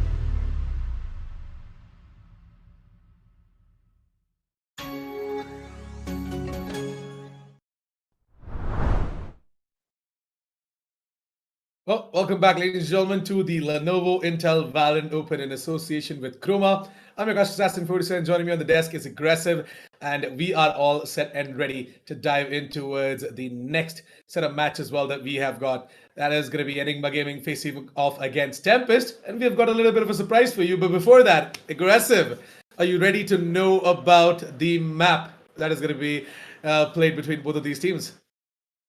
Let me breathe. And honestly speaking, if it's anything like what happened between GE Yep. and I kind of forgot what the other team was, but if it anyone was like the GE map, and if I see another Guardian come on down for the entire match, I'm gonna lose it. But Yeah. you know for a fact the Guardian's too good here as well. Definitely. Guardian is definitely too good on the map of Breeze. But yeah, guys, you heard it right. It is going to be the map of Breeze that is going to be played between Enigma Gaming and TempesT. Can't wait to see what exactly is going to happen. By the way, it is going to be Team TempesT to be starting off on the defense, if I'm not wrong. Yes, definitely. TempesT is going to be starting off on the defense, and we are going to be seeing Team Enigma Gaming starting off on the attack on the map of Breeze. So what are your thoughts about this, Aggressive? What are you expecting out of this match? And quick predictions, who exactly is going to be winning on the map of Breeze? Look at the track records coming on down for the side of Team Enigma. They are the team that pioneer a lot of the strategies in our entire region. They're always the team we look towards to bring in that little bit of a spice and, add that flavoring tags down to every single strat that could be coming on down on any particular new map. And now that they're on the map of Breeze, I'm really excited because any form of strategies that could be new has to be coming on down from their side. And looking at the agent selection as well, things are really spicy, Assassin. Both of these teams are Yep. going in for very, very, very different compositions. And pretty much Yeah. anything can happen at this stage. My hands are up in the air because I'm pretty sure Damn, that TempesT could Enigma win this one Gaming. out. Yeah, TempesT could Enigma win this Gaming. out, but Enigma could win this out as well because Exactly. looking at the Sentinel pickups, I am very confused what they're trying to do. Enigma Gaming are looking really good. Questionable. I'm just gonna say that. Not gonna give any spoilers because we are gonna be jumping straight into the game as well. But to be completely honest, guys, the agent selection looks pretty decent coming in from both of these sides, especially from the side of Team TempesT. I guess they are gonna have that added advantage as well, Aggressive, with that initiator that they have picked up as well. So really looking forward to what exactly is gonna happen in the match. The match is ready, by the way. So why don't we quickly head on straight to the match and see what exactly are the agents coming out from both of these teams. Starting off with Team TempesT, ladies and gentlemen, it is going to be easy to pick up Viper. Zoid on the Sky, Kubrick's going to be playing the Sage, Derek Sot on the Jet, and Chubbs is going to be playing the Killjoy as well. From the side of Enigma Gaming, Badman going to be on the Cypher. Going to be seeing Ghost and Hikka on Jet and Reyna respectively. Godwexy and Easy are going to be on the Sova and the Viper respectively. So yeah, Viper is something that is always, a must on the map of Breeze, in my opinion. And I guess TempesT, as I said, their initiator pickup, that might just favor them as well with the added set of utilities as well coming out from the side of Sky. The really good part about strides coming on down from the side of TempesT is they have a lot of utility to work with. They have the Sage, they have the Sky, and of course they have that Killjoy in their arsenal. And you can ask, why is the Killjoy so good? Yes, the lockdowns are not going to get a lot of value considering the size of the map. There are going to be a lot of loopholes here and there down to multiple different corners. But the primary reason why Killjoy is so strong is because of her alarm bot and also her turret. The turret being able to just completely cover massive sight lines, hold down two singular sites if you place the turret properly while the turret is completely safe. It's a menace down in those pistol rounds where the bullets don't really deal a lot of damage, and even when it comes down to the rifle rounds, you need to be very slow and methodical in the way you take down the turret, because if you try and overspray on that turret, someone could just peek out of the corner and just shoot you in the head in a matter of seconds. That's exactly why Killjoy is so strong. Her utility presence on the map Greece is really potent, but at the same time, the bigger question in my eyes is why Batman opted to pick up the Cypher instead of the Killjoy, because Cypher tripwires on this map in particular are not that potent. So we're going to be seeing that specific Viper wall to be raised as well, and I guess that is sort of going to cut the entirety of mid alongside the tunnels area as well for the side of Team TempesT. Zoid holding on over towards the B side, and I guess it's going to be in a bit of a trouble, but the flash should coming any moment now. It's going to be Ghost to just chime in over towards the back of the side, and I guess it's going to struggle, but at the same time, Ghost not going to be able to hit anything, whereas Hikka comes out on top with that specific ghost. The guy is going crazy right now, man. And I guess Hikka is going to be very happy by picking up that specific Reyna as well. The guy does really good when it comes down to the Raze and the Reyna. And Hikka, he truly, every single time stands out for the team as well as a duelist. 45 seconds, and I guess there's a decision to be made right now. Both of these players from the side of Team TempesT are coming in with a flank, and I guess with Chobs getting the frag on towards God Vexy, it might just be the kill for Kubrick's on towards the final player. That is easy. Easy. He's gonna raise down the wall, and I 30 guess seconds left. he's just gonna run over towards the A side. Is there enough time? Yeah, I guess there is. 25 seconds on the clock, and Easy can easily make his way over towards the A side, plant the spike, and watch out for any sort of flank coming in from the side of Team TempesT as well, because it's a 1 versus 2 situation, and Easy has to isolate himself into individual one-on-ones. For now, he's just gonna... Oh, 10 there are a seconds couple of left. utilities over towards the A side, right? Yeah, there are. Chop should activate them right now, and what? TempesT? They've got no idea that Easy has already made his way over towards the A side. Wow. Yeah, sound doesn't travel that far on the map of Breeze, and Ezzy is probably gonna be able to get one kill as well. They're not gonna check this corner. That's my one. He's actually gonna be able to find his second. Ezzy, clutch god himself. Beautiful shots in the very beginning stages of the round, and also beautiful at the very end. This guy is absolutely insane, and at the same time, I can feel the pain coming on down from the side of TempesT, because the plant on the map of Breeze cannot be heard throughout the side. You need to spread yourself out. If two of you play down onto one singular sideline, that's not gonna help, because as soon as the rotation goes on through, they can go in for an easy plan. Put down the spike and just be in Ezzy's position. He just makes the push, and being the singular person in a massive side just gives you that massive advantage. That's why you can never play for retakes on the map of Breeze, because as soon as you try and play for a retake, your neck's just gonna get cut in a matter of seconds. By the way, guys, a lot of you have this doubt as well on who exactly picked the specific map. It is from the side of Team Enigma Gaming, by the way. Enigma Gaming, they picked Breeze. They had a choice between Haven and Breeze, and they banned Haven, and they chose to play Breeze against Team TempesT. So yeah, I mean, Enigma Gaming definitely looks like that they made the correct choice, because for now, though, they are ruling on the map of Breeze as well. And you know what, Aggressive? I'm not gonna lie. I don't know. In that specific pistol round, Chobs and who exactly was the Sage? Kubrick's, right? Yeah, Chobs and Kubrick's. With 25 seconds left on the clock, or even when it went down to 20 seconds left on the clock, you should have realized the fact that, hey, the spike is not being planted towards B. Why don't we go ahead over towards the A side? It's just the general, the general curiosity coming out from the players as well, correct?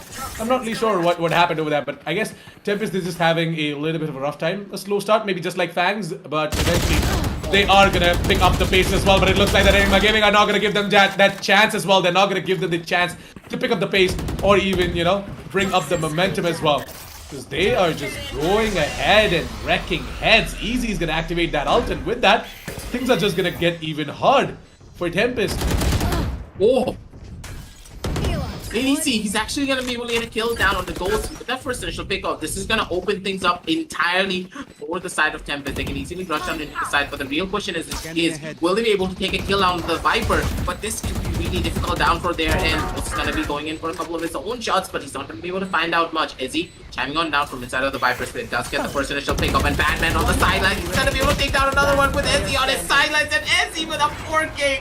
This guy is the clutch minister himself, seemingly, and the round just started. He got a clutch on round number 1. He got a couple of kills on round number 2, and when it comes down to round number 3, he gets a 4K to end everything off with his own ultimate as well.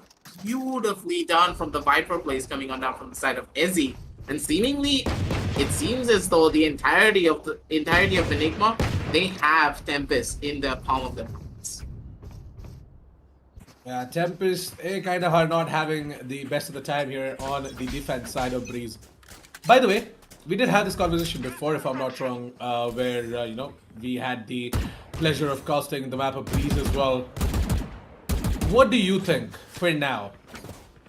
Which side is more favored in the map of Breeze? Like, I do completely understand the fact that it's based on a lot of factors. One of being the composition that is being used as well. What? But yeah, Nice trip by the way. Absolutely love it. But yeah, Batman, he's just coming up with interesting trap wires, and maybe, you never know, someone is just gonna walk into that trap wire as well. And I guess that trap wire is definitely gonna act as a distraction though. Gonna be seeing Hika getting himself a frag, and Ghost to watch out for the flank as well. I guess Ghost might just be able to get himself another one. Hika! What the hell is that aim? This guy is just on fire today.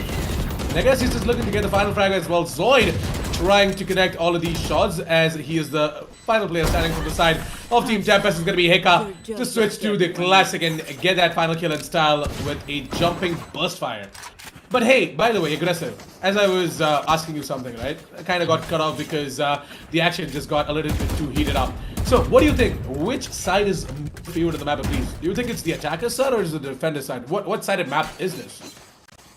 In my eyes, in particular, moving on down at the very beginning stages, I will not say it's even for both sides, but it comes down to the first initial pick. Whoever loses the first man will always be at the biggest disadvantage. Primarily because you need to consider something. Even if there is only one defender remaining, that one defender can easily take down the entire team considering the size of the map. So I will say in particular, this map is much more defender-sided because of the amount of massive sidelines and the amount of angles you do need to check. But at the same time, let's say if the attackers are on a man disadvantage, then technically you're also at a massive advantage on your own side. Because you need to remember something. This map will award people who are very lurky, who love to try and be a little bit more sneaky with a couple of their plays and use their game sense to take a lot of the fights instead of their gunplay. This map awards them massively for it. And here in my eyes in particular, it's really awkward to say, but whichever team loses their first man is always at the advantage. Yeah, it's all, so basically it all comes down to the numbers as well, correct? And I guess that number is gonna go into the favor of Enigma Gaming as they've already got themselves a double. So to be completely honest, I'm not gonna lie. What I have observed is that, Breeze is more sort of, bent over to the side of the attackers. I don't know, it's just something that I analyze as well. I might be wrong, but at the same time, we are gonna see once, Breeze lands into competitive as well outside the country where, most of the experts are gonna make their own predictions. It looks like that God, Wexy and Hika, they are gonna make a little bit of a prediction of their own. They're gonna predict the fact that they are gonna put up the 5th round of the board, and they are gonna put the entirety of TempesT down to the ground as well. My God, 5-0, man. It looks like that Team Enigma Gaming, they definitely have done their homework on the map of Breeze, and right now, just having a lot of fun. Not gonna lie, they're not pulling any sorts of rocket science here. It's just sticking to the defaults, and they're sticking to the textbook Valorant play as well on the map of Breeze. But the best part is that the individual plays being made by a couple of players from the side of Team Enigma Gaming, right? Like Hika, we have got Easy. Man, Easy has been popping off. And it just goes on to show how important a Viper pick can be on the map of Breeze. Completely agree with you on that. And as you said, in a way, yes, this map is very attacking favored, but at the same time, it really does depend on the experience level of the team as well. And it feels as though TempesT, they're constantly funneling themselves through one singular side and they're not going in for flanks. They're not using the map's biggest advantage. That the fact is the map is just massive. If you just play for flanks, if you just wait out the timer, you have enough time, get everyone in position, maybe go send one person down onto one singular flank, maybe get a little bit of damage done at the very least, but Hika's crosshair placement, you're not gonna mess that up even for a matter of a second. Maybe he's gonna be able to get that trade-off, but so once again, he gets caught out by that trap fire. Beautiful placement of Trash coming on down from the back end, so he's still alive. He's gonna be able to get one more, but look at Batman! He goes in through the cyber cage, he's now on the back of side, he's looking for a couple of more, goes going for those shots, pulls out those glasses and slaps Chokes in the face with a bullet to take him on out. 0-6 on the scorecards already, ladies and gentlemen. What just happened? Bad. He's a boogeyman. I'm not even gonna lie. I'm not even gonna lie, aggressive. Like, what in God's name is that trap fire? Like, can somebody explain? And how the hell did Zoid just walk into that trap fire? Don't you get any sorts of fair warning? Like, come on, man. It just glows up, right? When you go close to the trap fire, definitely glows up. And I'm not really sure how he just managed to rush inside of that trap fire right there. We were making fun of that trap fire, but I guess that is something that a lot of Cypher players are now gonna use, man. It's a really smart trapwire placement. I understand why Batman actually picked up the Cypher in particular, because now that I look at it and the way he's playing the Cypher, he's not playing for flank control, he's not playing a lurker role, he's actually playing a post-man Cypher position. He's saving all of his tripwires down for those specific plays, and whenever you're going on down towards that A side, using that singular trapwire back at the back entrance basically means that you only need to watch one angle, which is the side of the cube, and that's exactly what he's doing. And because none of the members of the side of TempesT are actually opting to go in for flanks, he doesn't really need to worry about much. He can play for the post-man instead. He can use all of his trapwires as aggressively as he wants, and he's gonna be able to take everyone down.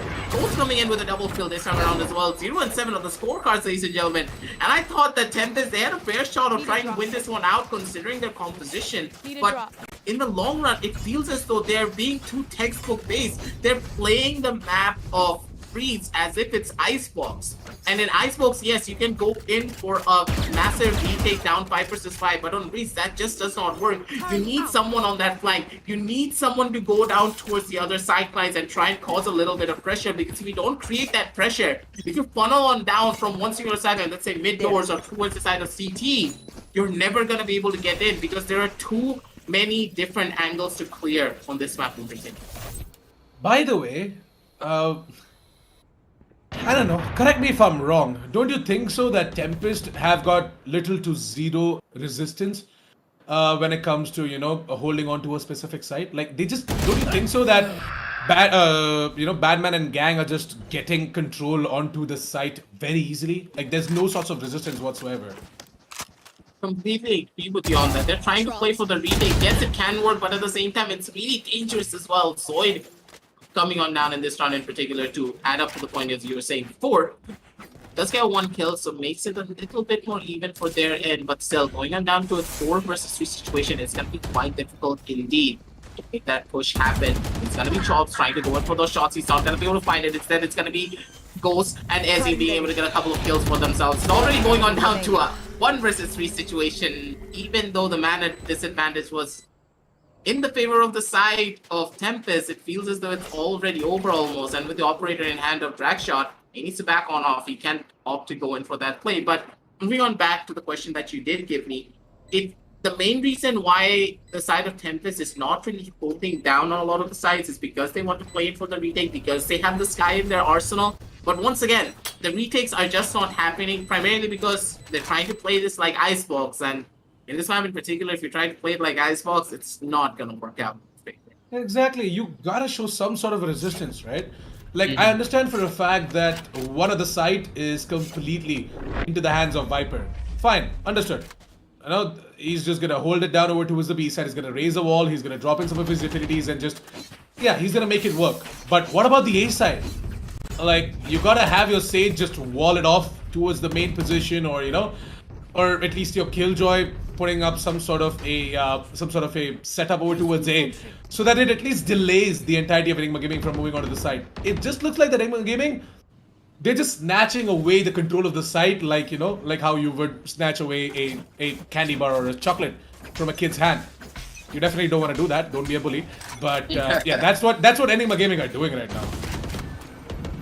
Completely agree with you, and finally, I think they heard your prayers that they're doing exactly that. With this, TempesT, they should be able to get a little bit more information for their end, but they're not able to take out the Sova utility, and so he needs to give up his advantageous position. Not going to be able to make that push happen, but it is going to be able to deter all members of the side of Enigma. They don't want to make this push happen. They want to take things a lot more slow, and they could just be going into the waiting arms of Dragshot. But this puts a lot of pressure on this one Jet. If Dragshot is not able to get the first initial shot, that's going to be deadly. But Dragshot, he's not going to be missing much whatsoever.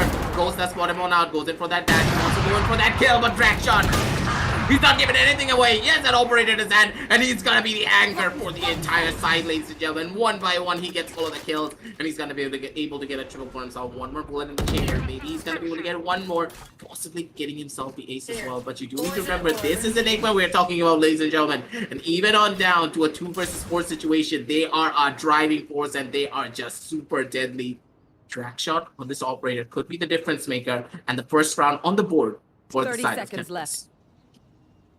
28 seconds, and there's a decision that has to be made right now. Enigma Gaming, what exactly is going to be their strategy in this specific round. How exactly can they get the 9th round of the board, and how exactly can they keep up this this domination against Team TempesT? And I guess Easy has already made the decision. He's going to pop up the ult, and he's just going to wait for the aggression to come in. 6 seconds, by the way. All you need is 4 to get the plant, but at the same time, Vexy is just trying to find some kills. Man, Vexy is going to watch out for the flank as well, but he's going to be taken down by Zoid, and Kubrick's pops open the skull of Easy. With that, we are not going to be seeing a 13-0 from the side of Team Enigma Gaming. Instead, we might just see 13-1, but yeah, jokes aside, it is at least going to be the first round of the board for Team TempesT, ladies and gentlemen. Amazing stuff coming in from them, and as I said, if you put up some sort of a resistance, Enigma Gaming is going to fall down, and I guess it's a little bit too late, but at the same time, finally, they, you know, put up some sort of a thinking into their defense, and they got that first round of the board. This map is built to like favor operators, of course, and of course long-range weaponry. So I'm kind of looking to see them pick up a couple of more guardians, and of course the operator for the side of Dragshot to try and, you know, be a little bit more adventurous, to say the very least. But at the same time, you need to consider something. TempesT, with that first round in their favor, they're gonna be in a pretty decent spot, to say the very least. Got Vexy not opting to go in for that ultimate. Very professional down from him as well. He understands that, hey, I want to save this ultimate for my team's post plan, because if we are able to win that post plan, that first initial kill really does not matter, especially when you consider that Kubrick, he still does not have his own ultimate as well. No more resurrection in his favor, and with Ghost getting the first initial kill, it's gonna be Dragshot coming on down with that operator being able to take down another. Zoid's Cabbages is gonna be able to find so much value down from the back end as well. Spots on multiple different players. They're gonna be able to shut down a lot, because actually gonna get the first initial kill down with that TempesT, and that's just so crucial. Got Vexy coming on down from the sidelines. It's gonna be only get a double. That's pretty much it. There's not much that they can do. Ezzy from the sidelines, he wants to try and make a play. He wants to make a little bit of a difference for his sidelines, but he cannot opt to go in for that peak. He's vulnerable. He cannot opt to go in for that kill. He's actually gonna be able to take down Easy. And now going on down to a 1-versus-1 situation. Zoid slowly but surely walking on down to the back end corner. So much time being wasted. Zoid, he needs to tap this fight. He needs to go in for a half defuse. He doesn't really have enough time, and Ezzy, the timing is in his favor. Just pops the corner and just takes out Zoid in a matter of seconds. 1-9 on the scorecards already, ladies and gentlemen. A beautiful play coming on down from the side of Ezzy. That's right.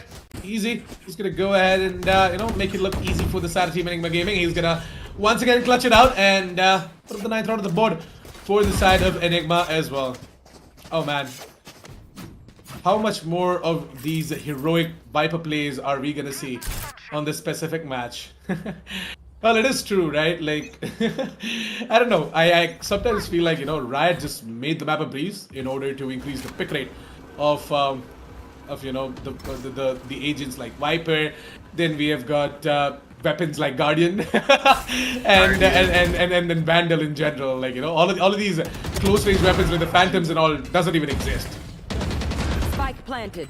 It's kind of understandable considering the range of the map. You want to have as much verticality as possible, but he just spots Dragshot out of the sky like a fly, and he's like, sit down, boy. The ground is where you shouldn't be staying at. But Easy's like, what you need to do to my teammate? I'm gonna get my revenge kill. Bandit's not gonna be hit no shots. He's never find out what.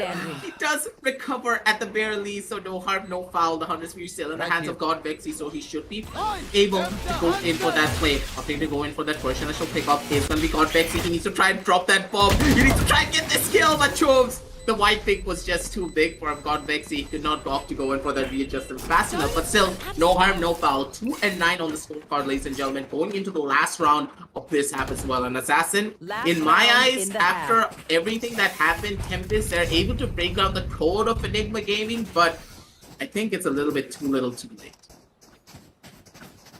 I guess. Well, to be completely honest, right?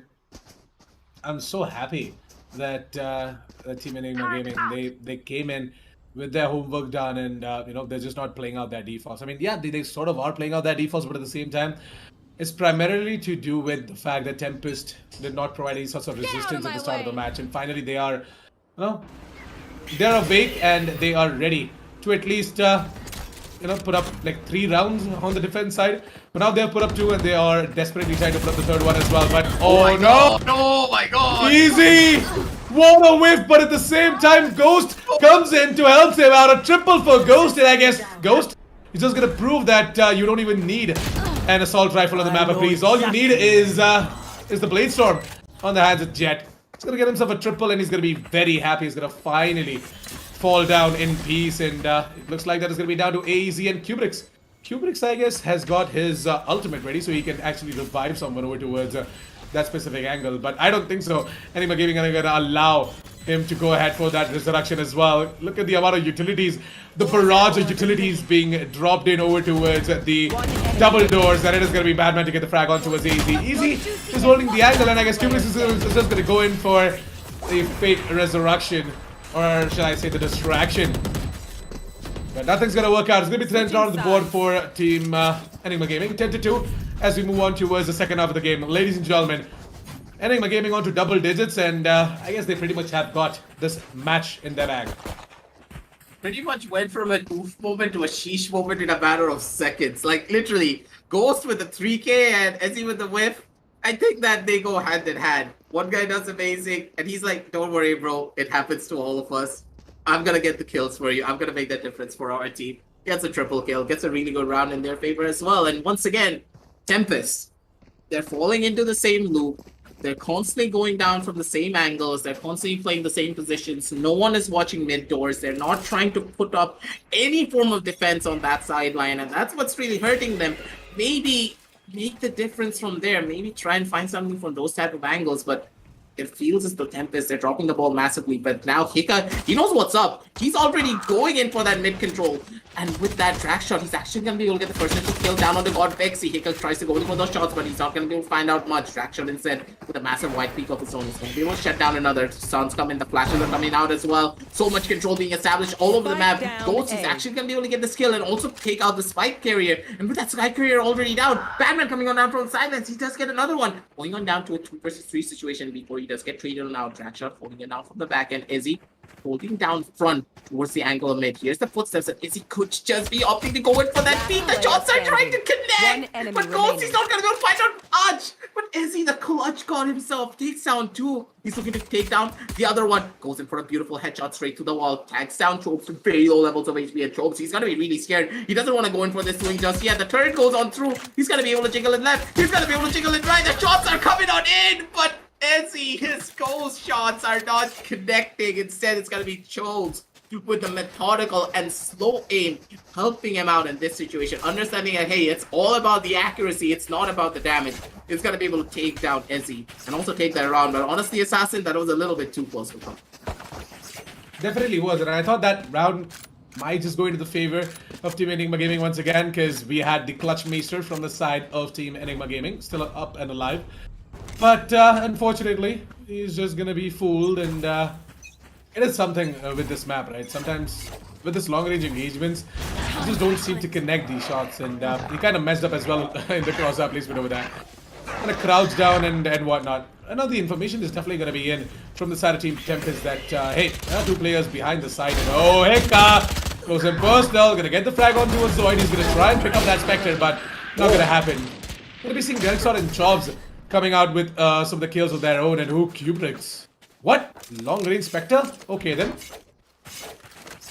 Hey, if it works, it works. Kubrick's just got that initial kill, and that was beautifully done as well. Really smart plays coming in down from their end. Now, with another round on the board, they're keeping their tournament dreams alive. They're going to be able to go in for proper buys for themselves and keep the ball rolling in their favor. But still, this is a 4-10 scoreline. You need to win out on 6 rounds consecutively to try and bring it back to that even Steven. And even if you lose out on that 1 round, take it down to a 4-11, you still have that chance to keep things going. But the pressure is already on for the side of TempesT, because you do have to remember, ladies and gentlemen, this is still a best of 1. There are no second chances. There are no second maps. So if they want to make that difference, they need to make it here, and right now. Chobes, he gets caught off guard because he was trying to take out Batman's tripwire, but I swear to God, Batman, he uses those tripwires like flashes instead of actual trips.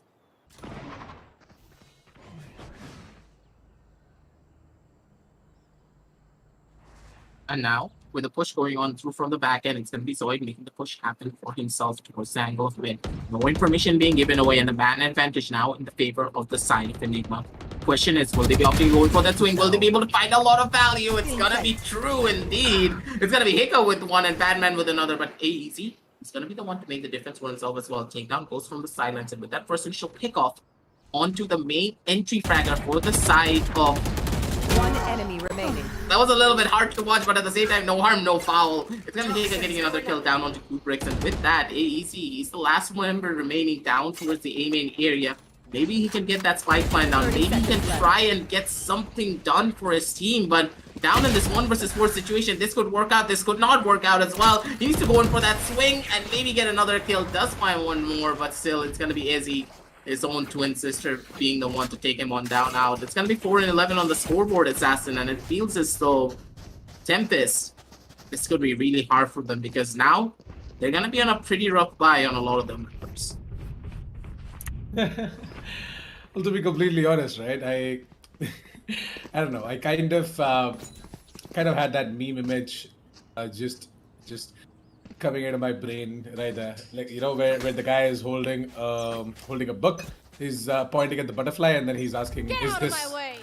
Something like that, you know. I just instead of that meme, it kind of just popped up. Like, is this icebox for TempesT? Yeah. To be honest, TempesT, they're just running straight into the crosshairs of Hicka right there, and what the hell? Spike down. Enigma Gaming, stop it already. Their duelists are they're just built different as Hicka. Just trying to move it over towards the main position to get that final kill as well and make it a quad for himself. Damn, how many kills is Hicka standing right now? Oh, 19. Oh, same as Easy right there. Nice. Well, for now though, it's easy to be at the top of the table. And I know, you guys don't usually see Easy up there as well, because it's always Hicka or some other duelist to be up there as well with the maximum number of kills and maximum number of first bloods and whatnot. But Easy is definitely pulling his weight for this specific match, and actually he's doing quite a lot rather than just pulling his weight. And there you go. That is gonna add to his kill list, and that's gonna be what, the 20th one for him? Yeah. I don't think so he's gonna be able to hit 30 bomb though aggressive, but yeah, he definitely can be at the top of the table at the end of the specific match. It is a match point for Team Enigma Gaming. Let's see if they're gonna be able to finish it off or not. Most questionable thing that happened down is towards the angle of mid doors. Honestly, tell me, I thought that Hicka was gonna die because 3 people were swinging him down at the same time. But the spray control was just so clean, and the fact that he got out of it unscathed, not even a single point of damage, was very questionable to say the very least. But at the very end of it all, it's still gonna be completely fine nonetheless. As now going on down to a 4-12 scoreline, yes, it's gonna be really hard for the side of TempesT to try and bring it back for their side, to try and maybe make a difference and get a possible overtime round in their favor. But at the same time, Assassin, that's a really tall order. But I see a Guardian in the hands of Chokes, and whenever I see that Guardian, yeah, I get that feeling that they could just possibly win out on this round. I've got your trail. Well, let's see if that Guardian is gonna be handy or not, especially for Chops. Oh no, Easy. This is gonna be completely concussed, and I guess he's gonna need a little bit of a help from the side of Godvexy, but it looks like that Godvexy is gonna be the one who's gonna need some help, as Easy can handle himself all by himself. Like, I'm not even gonna lie, he's just gonna hold onto the side without any issues whatsoever. A triple for Easy, and maybe a quad as well. He's just gonna go ahead and pull out the ult, and he's gonna try and get the frag on towards Kubrick as well, and he's gonna get it. Ladies and gentlemen, Easy might just be the MVP of this specific match. You know what? I'm just gonna remove that might be. He is gonna be the MVP of the specific match. 24 kills. The guy absolutely nailed it on the map of Breeze. And what a play coming in from Enigma Gaming. 24-5 when it came down to Ezzy's plays. What did he just do on this Viper, ladies and gentlemen? He was just having a field day at this stage. AEC, he had such a rough time, and I primarily do think that that really came down to a lot of his wall placements and his utility usage, not really working out in his favor. But we'll talk more about that when we do go into the match highlights. But let's just focus on the players in particular. Just look at Hicka and Ghost. Yes, they did not have the most explosive performance, but they were absolute anchors on whichever side they held. And Ezzy, he's the clutch minister. Honestly speaking, we gave the clutch minister name to Lightning Fast previously, but now at this point, I think Ezzy, he may just be the one to take it all away from Lightning Fast. Through that. Man, what a play. 24 kills and 5 deaths. Like, what is that, KD? Easy. Calm down, buddy. We all know that you have picked up the Viper on the map of Breeze, and I guess Enigma Gaming are going to be very happy with the performance they put up. 9 freaking plans for Easy. Most of the rounds, this guy was just going ahead, planted the spike, and farming all of these points as well for himself. 342 ACS. Insane stats right there coming in for Easy and Enigma Gaming in general. But more than that, TempesT, I'm quite disappointed. At the same time, I know for a fact that Breeze is a map that is not being practiced or is not being put in a lot of efforts into by a lot of teams out there. So it's completely understandable if Team TempesT did not put in the work for the map of Breeze as well. But there are some of these textbook plays that you need to be very very aware of. Starting off with their defense and there being no resistance whatsoever. We are going to be talking about that. Let's move into the match highlights, by the way, because the match highlights are ready. And I'm going to tell you guys what I was talking about. So if you guys noticed, right, Enigma Gaming's attack was pretty easy for them. I say this because TempesT initially did not provide any sorts of aggression or resistance onto the side. Like, they did not even give a damn about Enigma Gaming going ahead and taking control of the side. Because all in all, what TempesT wanted to do was play for the retakes, and that did not went in their favor. What do you think, Aggressive? Playing for retakes on the map of Breeze is not something you want to do, especially when you consider a 5 versus 5 retake. Unless and only unless you get 2 kills, you should never opt to play for retakes. You need to play for the side holds because you need to consider something. Breeze has so many different corners, so many different angles. At the bare minimum, you should be able to get that 1 kill. Your positioning should be on point that much that you should be able to find something. And the fact that all members of the side of TempesT were not able to find it. It felt as though they were having a slow day. They were dropping the ball. Yes, Dragshot with that operator was able to make that difference, but you cannot rely on a singular weapon. You need to rely on your team to try and make that play happen for your side. And at this point, AEC not having the best of days seemingly as well really did hurt them. So in a way, this is not the performance that you would expect coming out from a team like TempesT, but at the same time, this is Enigma that we're talking about, and we know how dangerous they can be once they get the ball rolling. And seemingly, they're gonna be the ones to be the pioneers of this entire strategy. This strat could just go down into the books to be one of the most used strategies in our entire region for the map of Greece in particular. I'm definitely sure that a lot of teams out there are going to pick up on this specific strat as well, coming in from the side of Enigma Gaming, and they are going to get some counters ready. You definitely know for a fact that a lot of teams out there might be eyeing Enigma Gaming and their play against TempesT on the map of Breeze. So really looking forward to what exactly is the competition going to be on the map of Breeze, and I really want to see all of these teams, just going ahead and getting ready on the map of Breeze as well against each other. Don't really want to see a TempesT show once again, so really want all of these teams to start grinding the map of Breeze as well, because that is something that is going to be like I don't know, that is something that is going to be like an ace up in the sleeve of all of these teams as well, in order to quickly get some of the maps in their favor in a best of 3 or a best of 5 format.